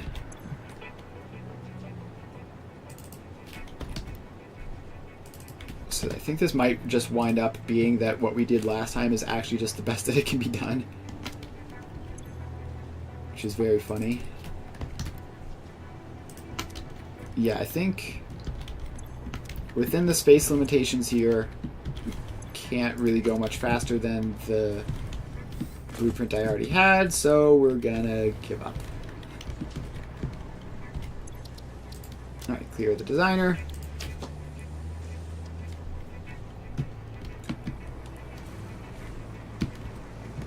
So we need to set up the electromagnetic control rod and rotors recipes as individual factories. That like have their own scaling and everything so that the whole thing will work out. Unless I have rotors already. I don't think I do, but I might. It's kind of surprising that I've gotten all this way without having like a dedicated rotor production line.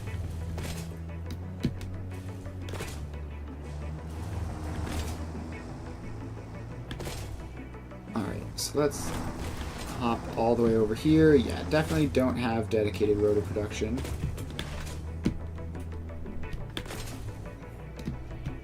Alright, so now we're over here.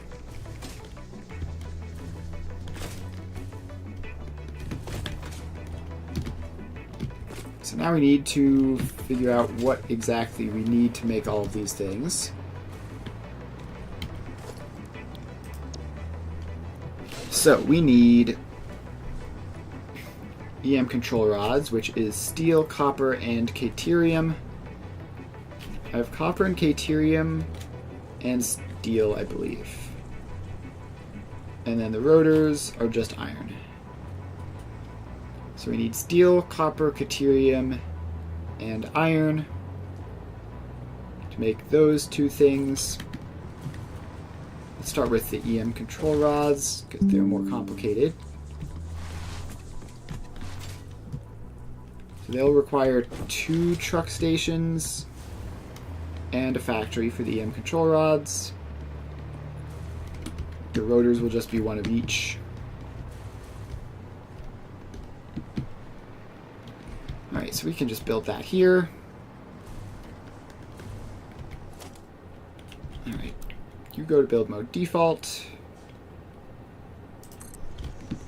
So you get a truck station.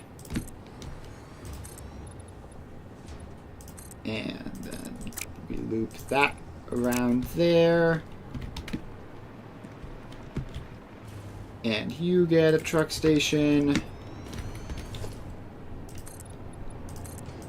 That wraps around, and then we have the factory, and then we just need to put that around there. Don't really need to, but we can, so we will. And then that gets the road and an intersection and a road back there. I guess I'll put a floor tile in there, even though it's not going to be used for anything, just to take up space. Now we get our 2 truck stops in. And the EM control rod factory.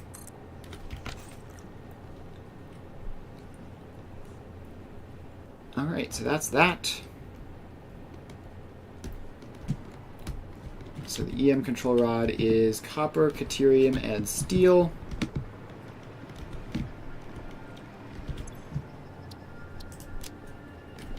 In what order, though? That matters, because I need to input them correctly. So the far right is steel. The middle is copper. And left is caterium. So it's steel, then copper, then caterium, then output.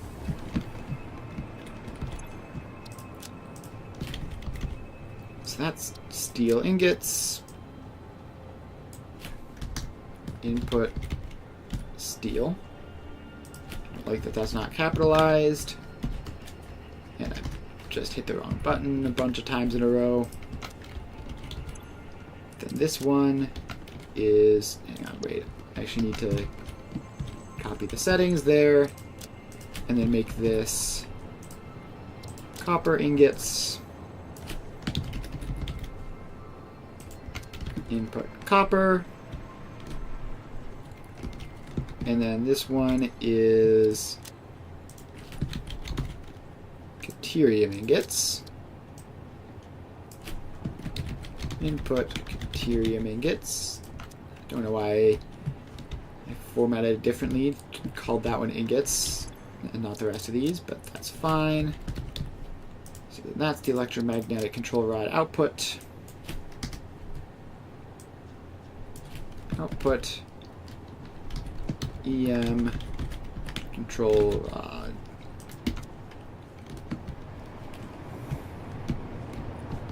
Right now we just need to belt these in. So that goes there.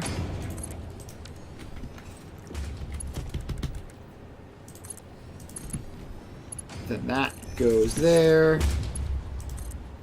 This just comes straight up to there. And that one goes out to there. Alright. So that's that. May as well make sure that these belts are fast.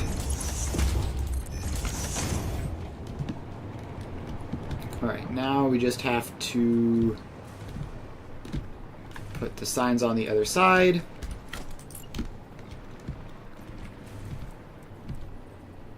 So you get a sign,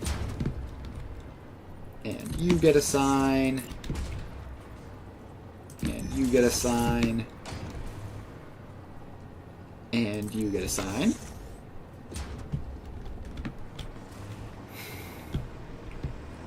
Alright, so now we just have to go down the line of bringing these to the inputs.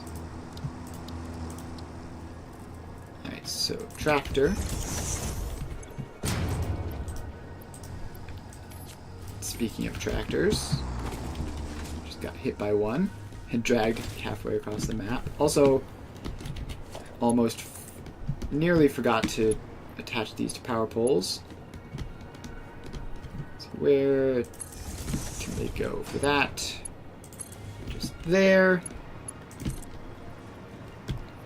And this one goes across to that. And up there. We made it for the fun of the tractor. Tractors are very fun. Alright, so now that all of that is powered up, we can take this and drive back to steel production. So that's going to be all the way down here on the interface. And probably right down by the end of it too. Oh no, it's actually relatively close to where we are now. We're going to have to build the floor in as we go.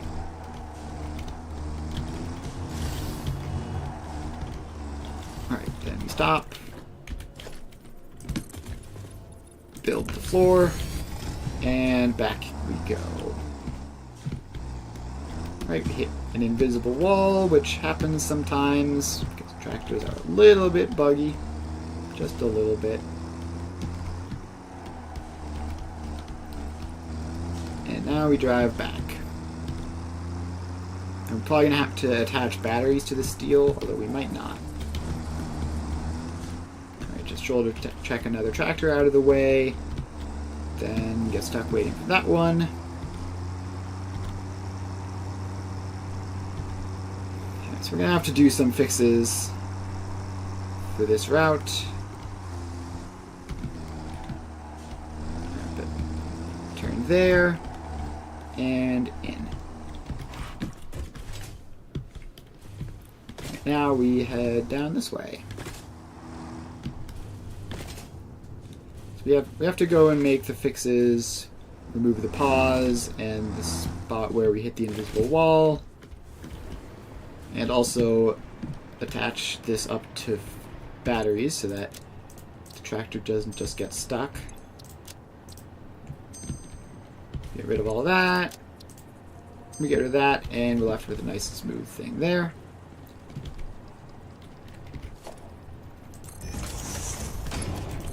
Alright, so then that goes up there. But we don't actually need to use the whole thing. We just need to merge split. And that probably poses a bit of a risk to tractors. So let's take the merger out and move it higher up so that that doesn't happen. And there you go. So now that will have access to batteries. While I'm here, just put the floor in for that one as well. Although I suspect that's fuel, so I suspect we'll never use it, but you never know. Alright, there goes more tractor mayhem.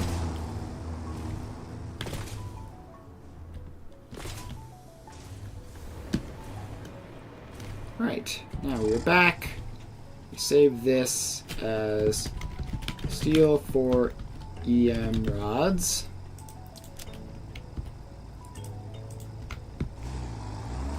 And off you go.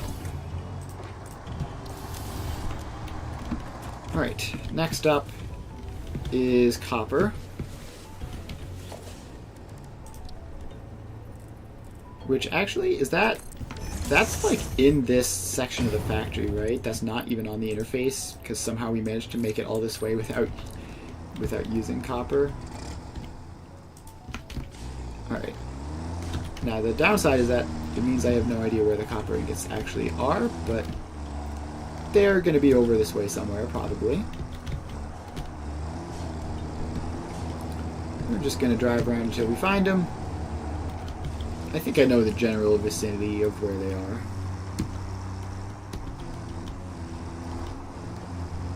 They're going to be there. So there's the ore output, which means the ingot output. The ingot output should be right around here. And it is. Alright, we have a couple stationary tractors here. Please get out of the way. We're going to have to investigate. That tractor might just not be properly attached to batteries and stuck. Let's load up the copper ingots and make our way back and then do that investigation.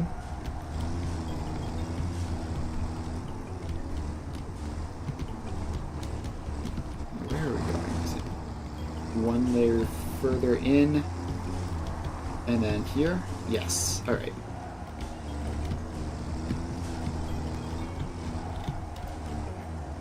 So there we go.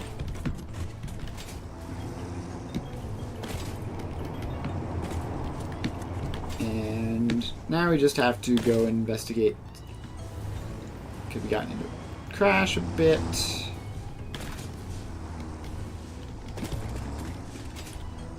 Alright. Doesn't look like there's any mysterious stationary tractors anymore, so whatever's wrong with that, they sorted themselves out, and we just need to get rid of some of these random chaos nodes so that the tractors don't try anything too silly trying to follow that.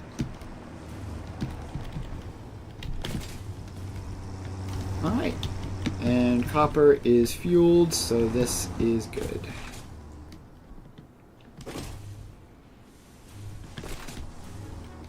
Alright, so then we go here, we save this as copper for EM rods. Enable autopilot hide path nodes. And off you go. Did I set that to unload? I did. I didn't set that one to unload, so we'll do that now. Okay, now we set the Caterium to unload. And we have to go back and grab it. So that gets fueled up. And off we go.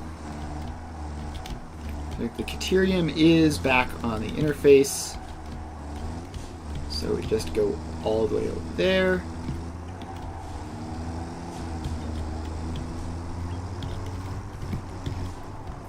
Alright, yeah. Thank you, invisible wall. That's what I needed today. More of those. Alright, we managed to get past it. Not like that previous time where I just got fully stuck on it and unable to move.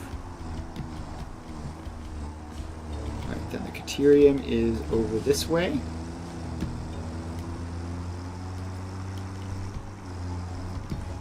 And around this way. And in. Then we load that up.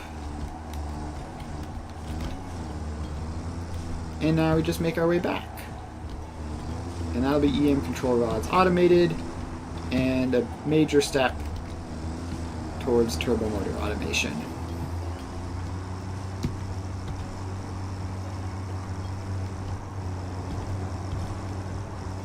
Alright, so I can see the control rod output there. So we need to go this way and then loop back in.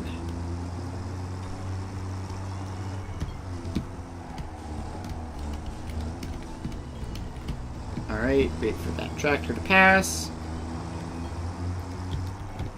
And in we go. So this is Caterium for EM rods. Save that, enable autopilot, hide path nodes, and off you go. Alright. So when that eventually makes it back from its trip, and when these show up, how have none of these showed up yet? Huh? You normally expect, like, at least the first one, the steel, to have returned by this point. Alright. There's copper. How did that show up first? Is the steel input not set up properly? The steel input might be set up wrong. Because I've never used the steel side of the interface before, so it might like not be powered, or it might not be attached through, or something like that. I bet that's what's happening. So let's head on over and investigate.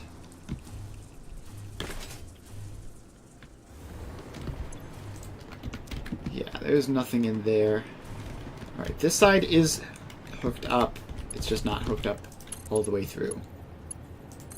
Easy enough to fix. There you go. Have some steel.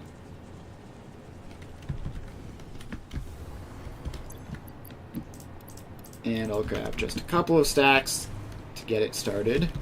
So otherwise it might take a while for tractor to make the entire journey.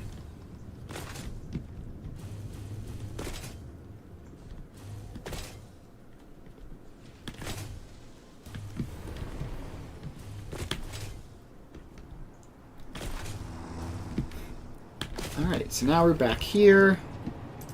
We can throw that in. And pretend like the steel was automatically taken via tractor to this location. Caterium hasn't shown up yet. So we're just going to be waiting on that. But it should be any minute now. Yeah, actually there it is. Alright, so all of the requisite ingredients are here. And the steel tractor, the official version, will show up at some point. That's running, that's running. Alright. Still waiting on the steel pipes. That is still waiting on the quick wire.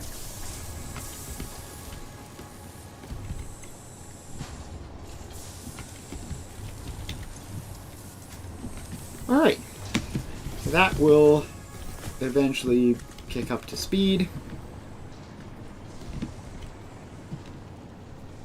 So that's that. Then the next thing we need to do is investigate what's going on here. Are these guys just all patiently waiting in line? Looks like it. What are you guys all doing?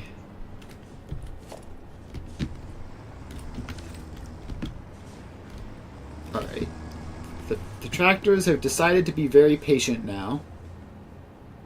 Very patient and orderly, as opposed to their normal chaos and pandemonium. Alright. Looks like that may have brought some steel.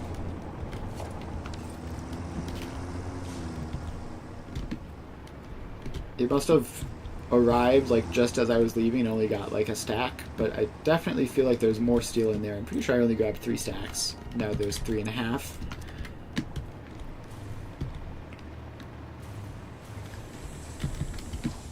Alright, so EM control rods. Do you exist?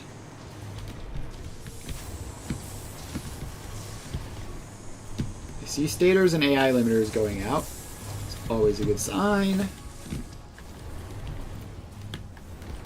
Now I can drop down here. And yes, this is still receiving them, but they are appearing. And that'll start assembling soon. Alright. So then the next thing we need to do is the rotors and the turbo motors.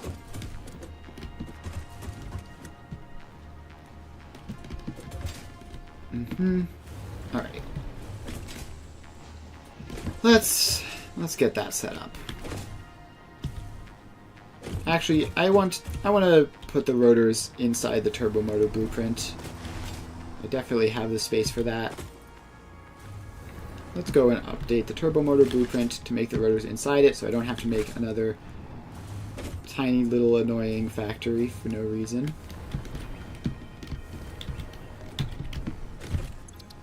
Alright, so you load the turbo motor blueprint.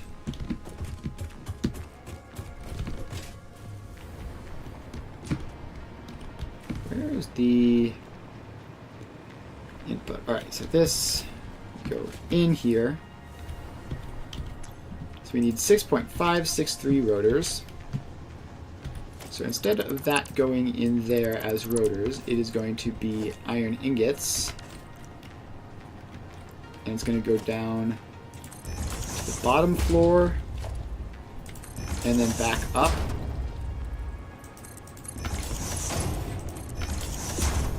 So we do that. Then we do that. So we can make rotors out of just iron ingots, which is what we're going to do here.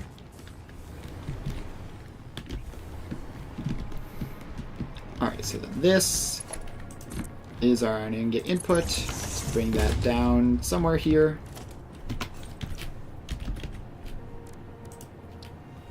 And we just need to make rods and screws.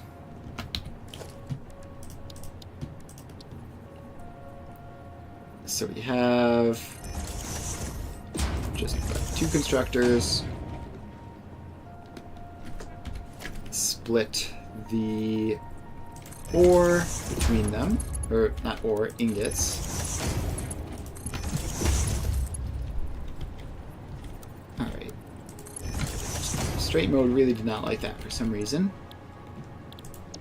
That makes cast screws. This makes rods. And now we have an assembler. And the assembler will make rotors. Alright, that only makes 4 rotors. And I need 6.5. Steel rotors makes 5, which is still not enough. Alright, so we're just going to have to be more space efficient and squeeze 2 of these in.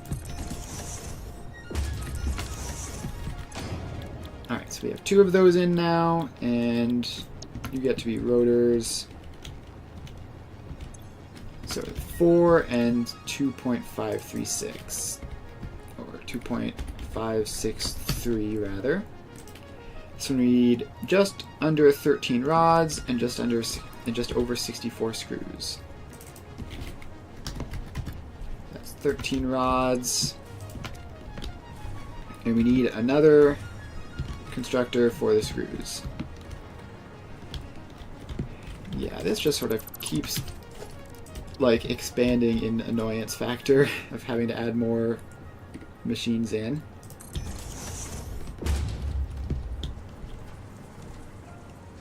Alright, so if we put that in there and that in there, then that can like wrap around that and into there.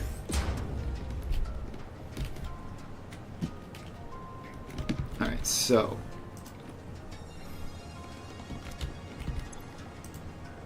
165 screws. That seems wrong.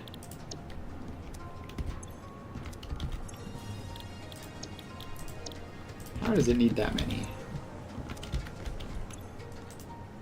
Alright, what if I do the other recipe? What if we do steel rotors and steel rotors? Because they both work for making rotors out of only iron. But I think this is more efficient technically. So this is 5. This is 1.563.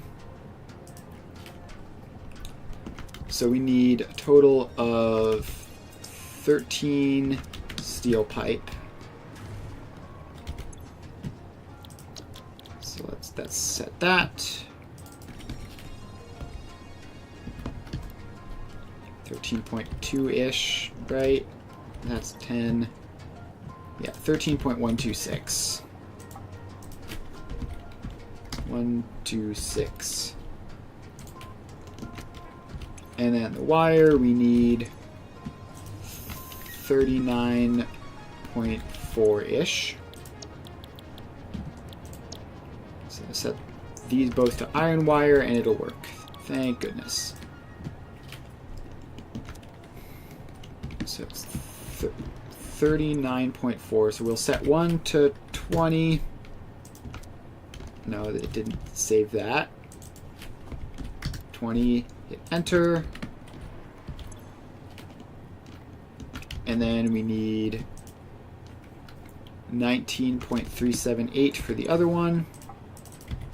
Very normal ratios here. Nothing to see here.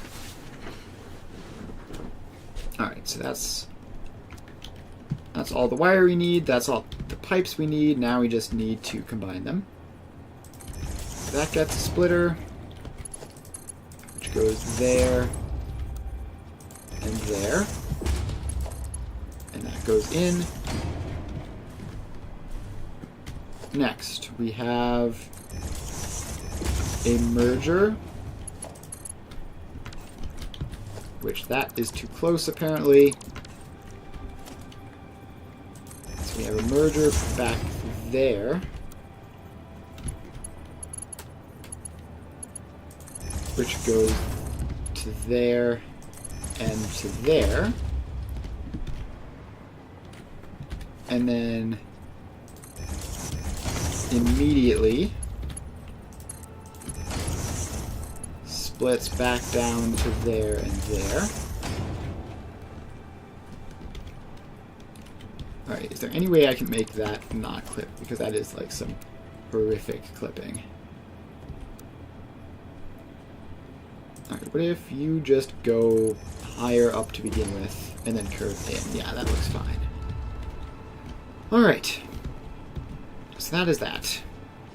Both of these have both of the outputs. And now we just have to get that in.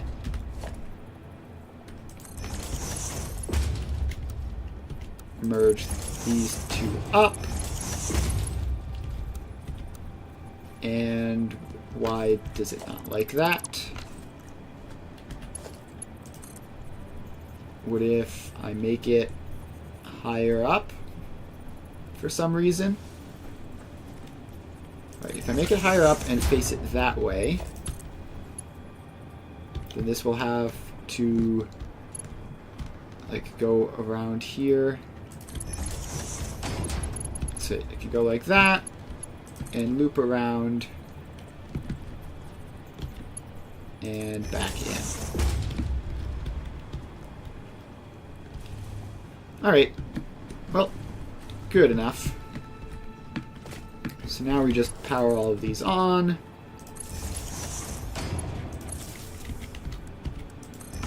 Got a better power pole.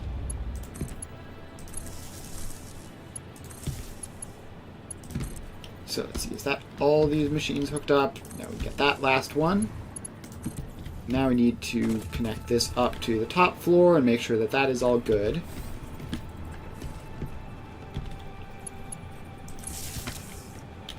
Alright, top floor is all good. So now we just need to recalculate the ratios now that we're using iron ingots instead of rotors.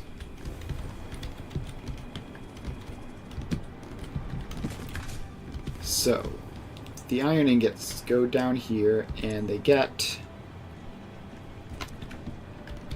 11.11 plus 10.7-ish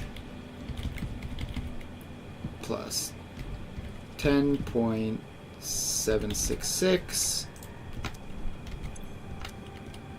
plus 52.504. 504. Alright, and then that is that. So then we have to actually do that math. Plus 10.766, no, not 66766, plus 52.504 is 74.381 iron ingots. 74.381 iron ingots. And we save that. And we clear it. Alright, now we just need to build that. And then we'll have successfully done turbo motors.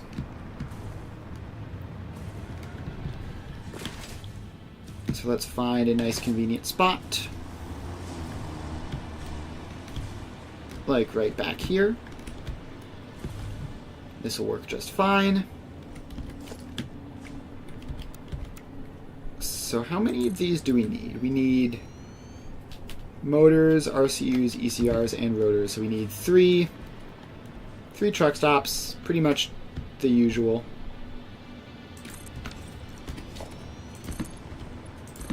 We need 3 truck stops and the factory, so we need 4 total.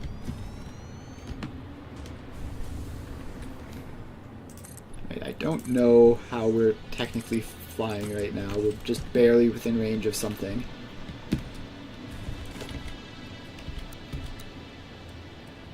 Alright, so let's put the truck stops in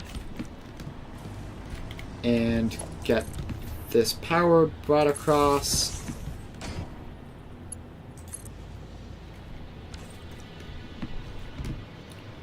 Alright, so now this is all powered on and we can fly around a lot better.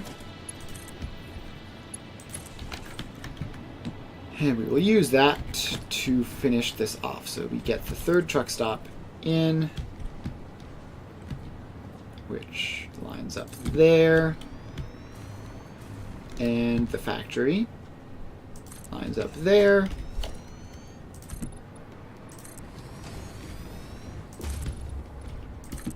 And we bring this loop around like that. And now we put the roads in. Road, road, intersection, road, road, and then there's already an intersection there. Alright, so then that truck stop goes in there. And turbo motor factory goes in.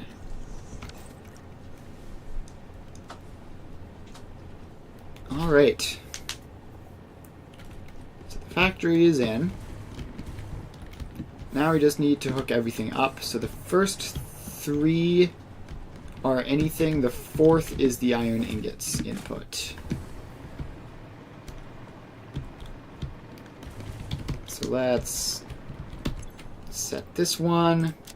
It's already set to iron ingots because that's the default. Input iron ingots. And then these can be motors. Input motors. And RCUs, so radio. RCUs. And make it green. So you're green. And electromagnetic control rods. So do that. Set this as input EM control rods. Alright, now we just have to put the belts in. And also should upgrade all of these because they need to be. Right, and that goes into that. And then the motors are next. And then finally the iron ingots, which go up like that and then in. And then we have our output, which is turbo motors. Output, colon, turbo motors. And now let's make sure that all of these are hooked up together. And the factory itself needs to be hooked up. And now let's just spend the last few minutes driving these tractor lines. So EM control rods are right around here. I have to put the signs in too. This is going to take forever. Signs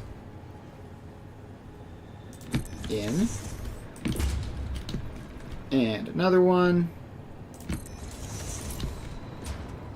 And another one.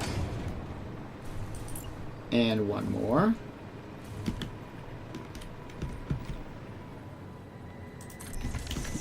Alright, so the signs are in. And now let's start running the routes. So we need iron ingots, transport tractor, puts you down, give you some starter fuel, and start recording. Alright, so now we just take this tractor around. And around you go. And now straight back to the interface, where we will pick up the iron ingots and bring them back.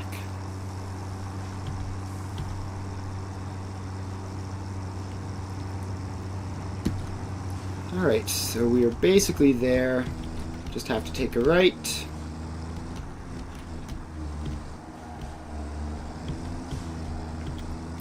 And drive along until we hit the iron ingots. Right, get stuck in traffic as usual. But the iron ingots are right here. Please, move. Alright, then this is the truck stop. So we load up there, and then out we go.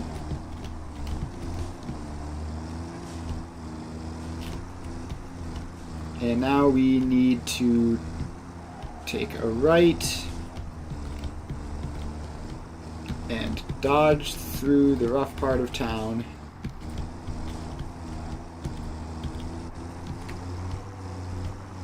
And take a left here, and then make our way up. I believe that's it off in the distance, that iron ingot thing. So we just have to make our way over there. Continue being stuck behind slow tractors.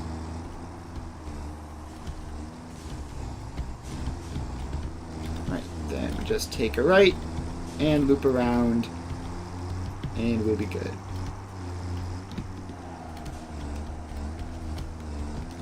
Alright, we loop around here, and we go in.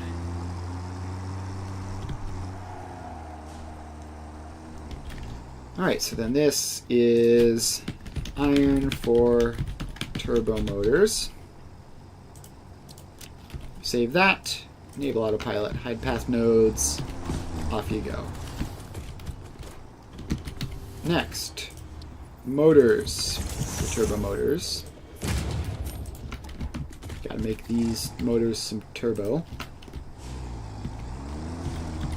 So go there. And back to the interface for motors.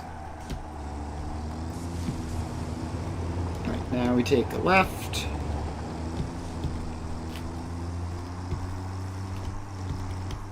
And we drive along this way. And I see the motors right there. Remarkably close.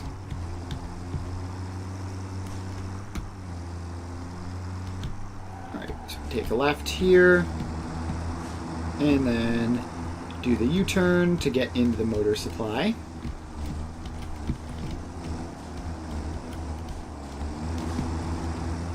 Alright, thank you. Thank you for that, random tractor. I really appreciate it. That's what I wanted to happen. Alright, so we're going to have to come back here and fix that. Which is annoying because I'm sort of trying to get this done quickly before the end of the stream. And yeah, like you can very clearly visibly see that we need to break stuff off into a new section of the factory soon.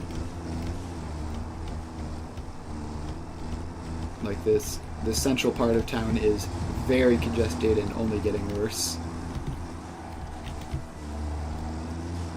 Now imagine if instead of going to the interface for all that stuff, we had to go all the way back to the iron production factory in the other part of this town. That would be miserable. Alright, so we have that recorded. Now we have to sprint down here and get rid of the signs of that crash.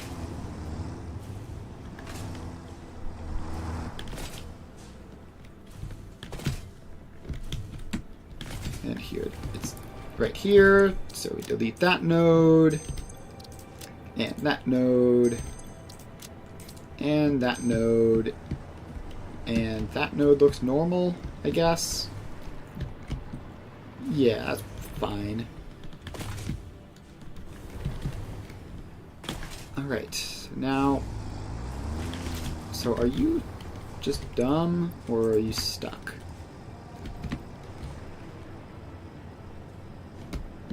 Alright, I don't know what's wrong with you, but it does look like it is not moving at all.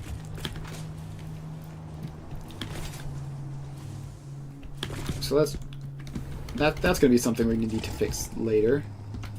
So save this as motors for turbo motors. Save that. Enable autopilot, hide path nodes. Off you go. Set that to unload. Set that to unload. Alright. RCU's next.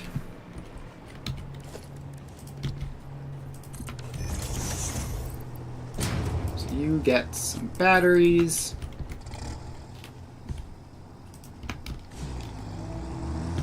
And stop there.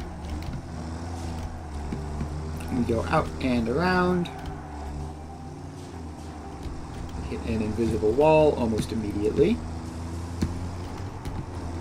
Alright, the RCUs ought to be somewhere around here. Yes, they're coming up on the left. Which makes that remarkably convenient for this. Alright, gotta go fast, not get hit by that tractor. So we load up there. We're going to need to attach that to batteries, looks like.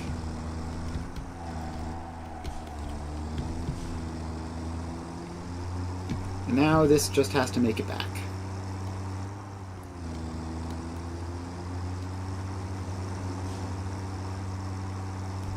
Alright, almost there. Loop around. And in.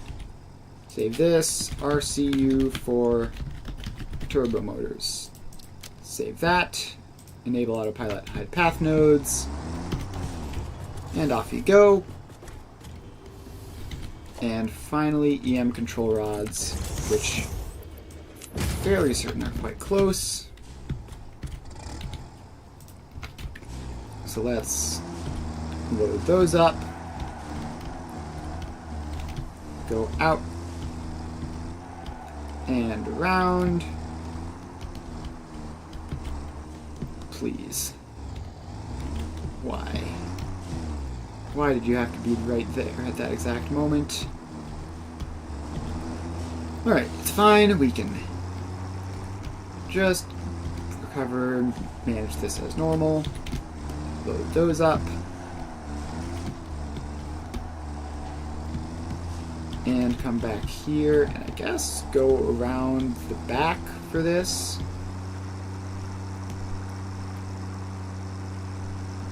Which, for now at least, is relatively undisturbed area, so that's fine.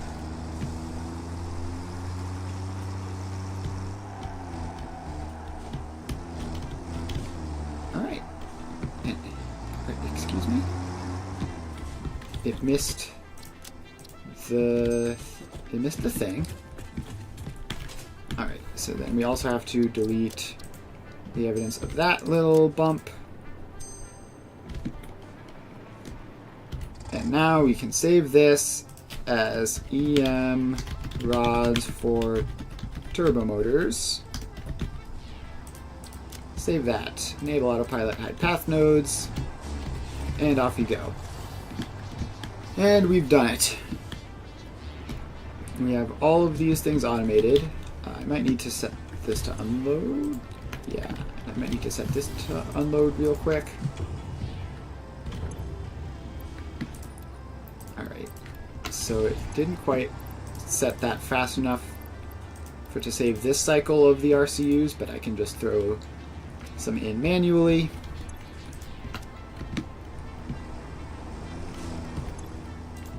Motors are here. Iron ingots are here. So now we just need to wait for the EM control rods to show up.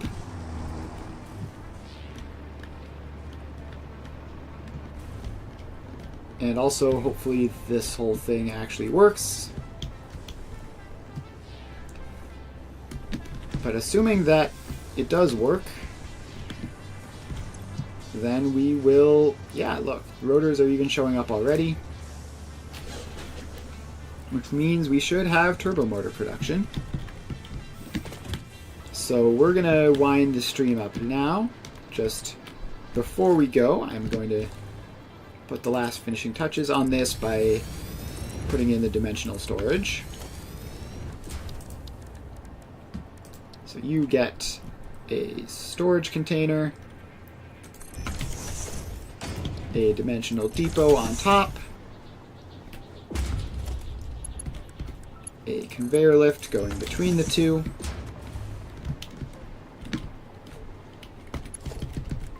and a belt going to there that has a smart splitter on it. Alright, so then the smart splitter goes up, And into that. And right any center overflow. Alright, we did it. We have everything all set up. Now, assuming that this actually gets EM control rods, and I think I also have to attach some batteries to some places, we have successfully automated turbo motors. So that's like a tremendous amount of progress for one day. Like, we did so much today. Let's see, we set up fused modular frames, and cooling systems, and turbo motors. Just like all in one day. So that's pretty great. Alright, so yeah, thanks everyone for hanging out. I will be back streaming Foundry tomorrow, doing who knows what in that game. We're definitely in the middle of something. So yeah, I'll be back doing that. And then if you're interested in Satisfactory, I'll be back playing this game on Friday. And I guess we're going to be making project parts to complete Phase 4. So make sure to follow if you haven't already. Step by to watch that. Thanks everyone for watching.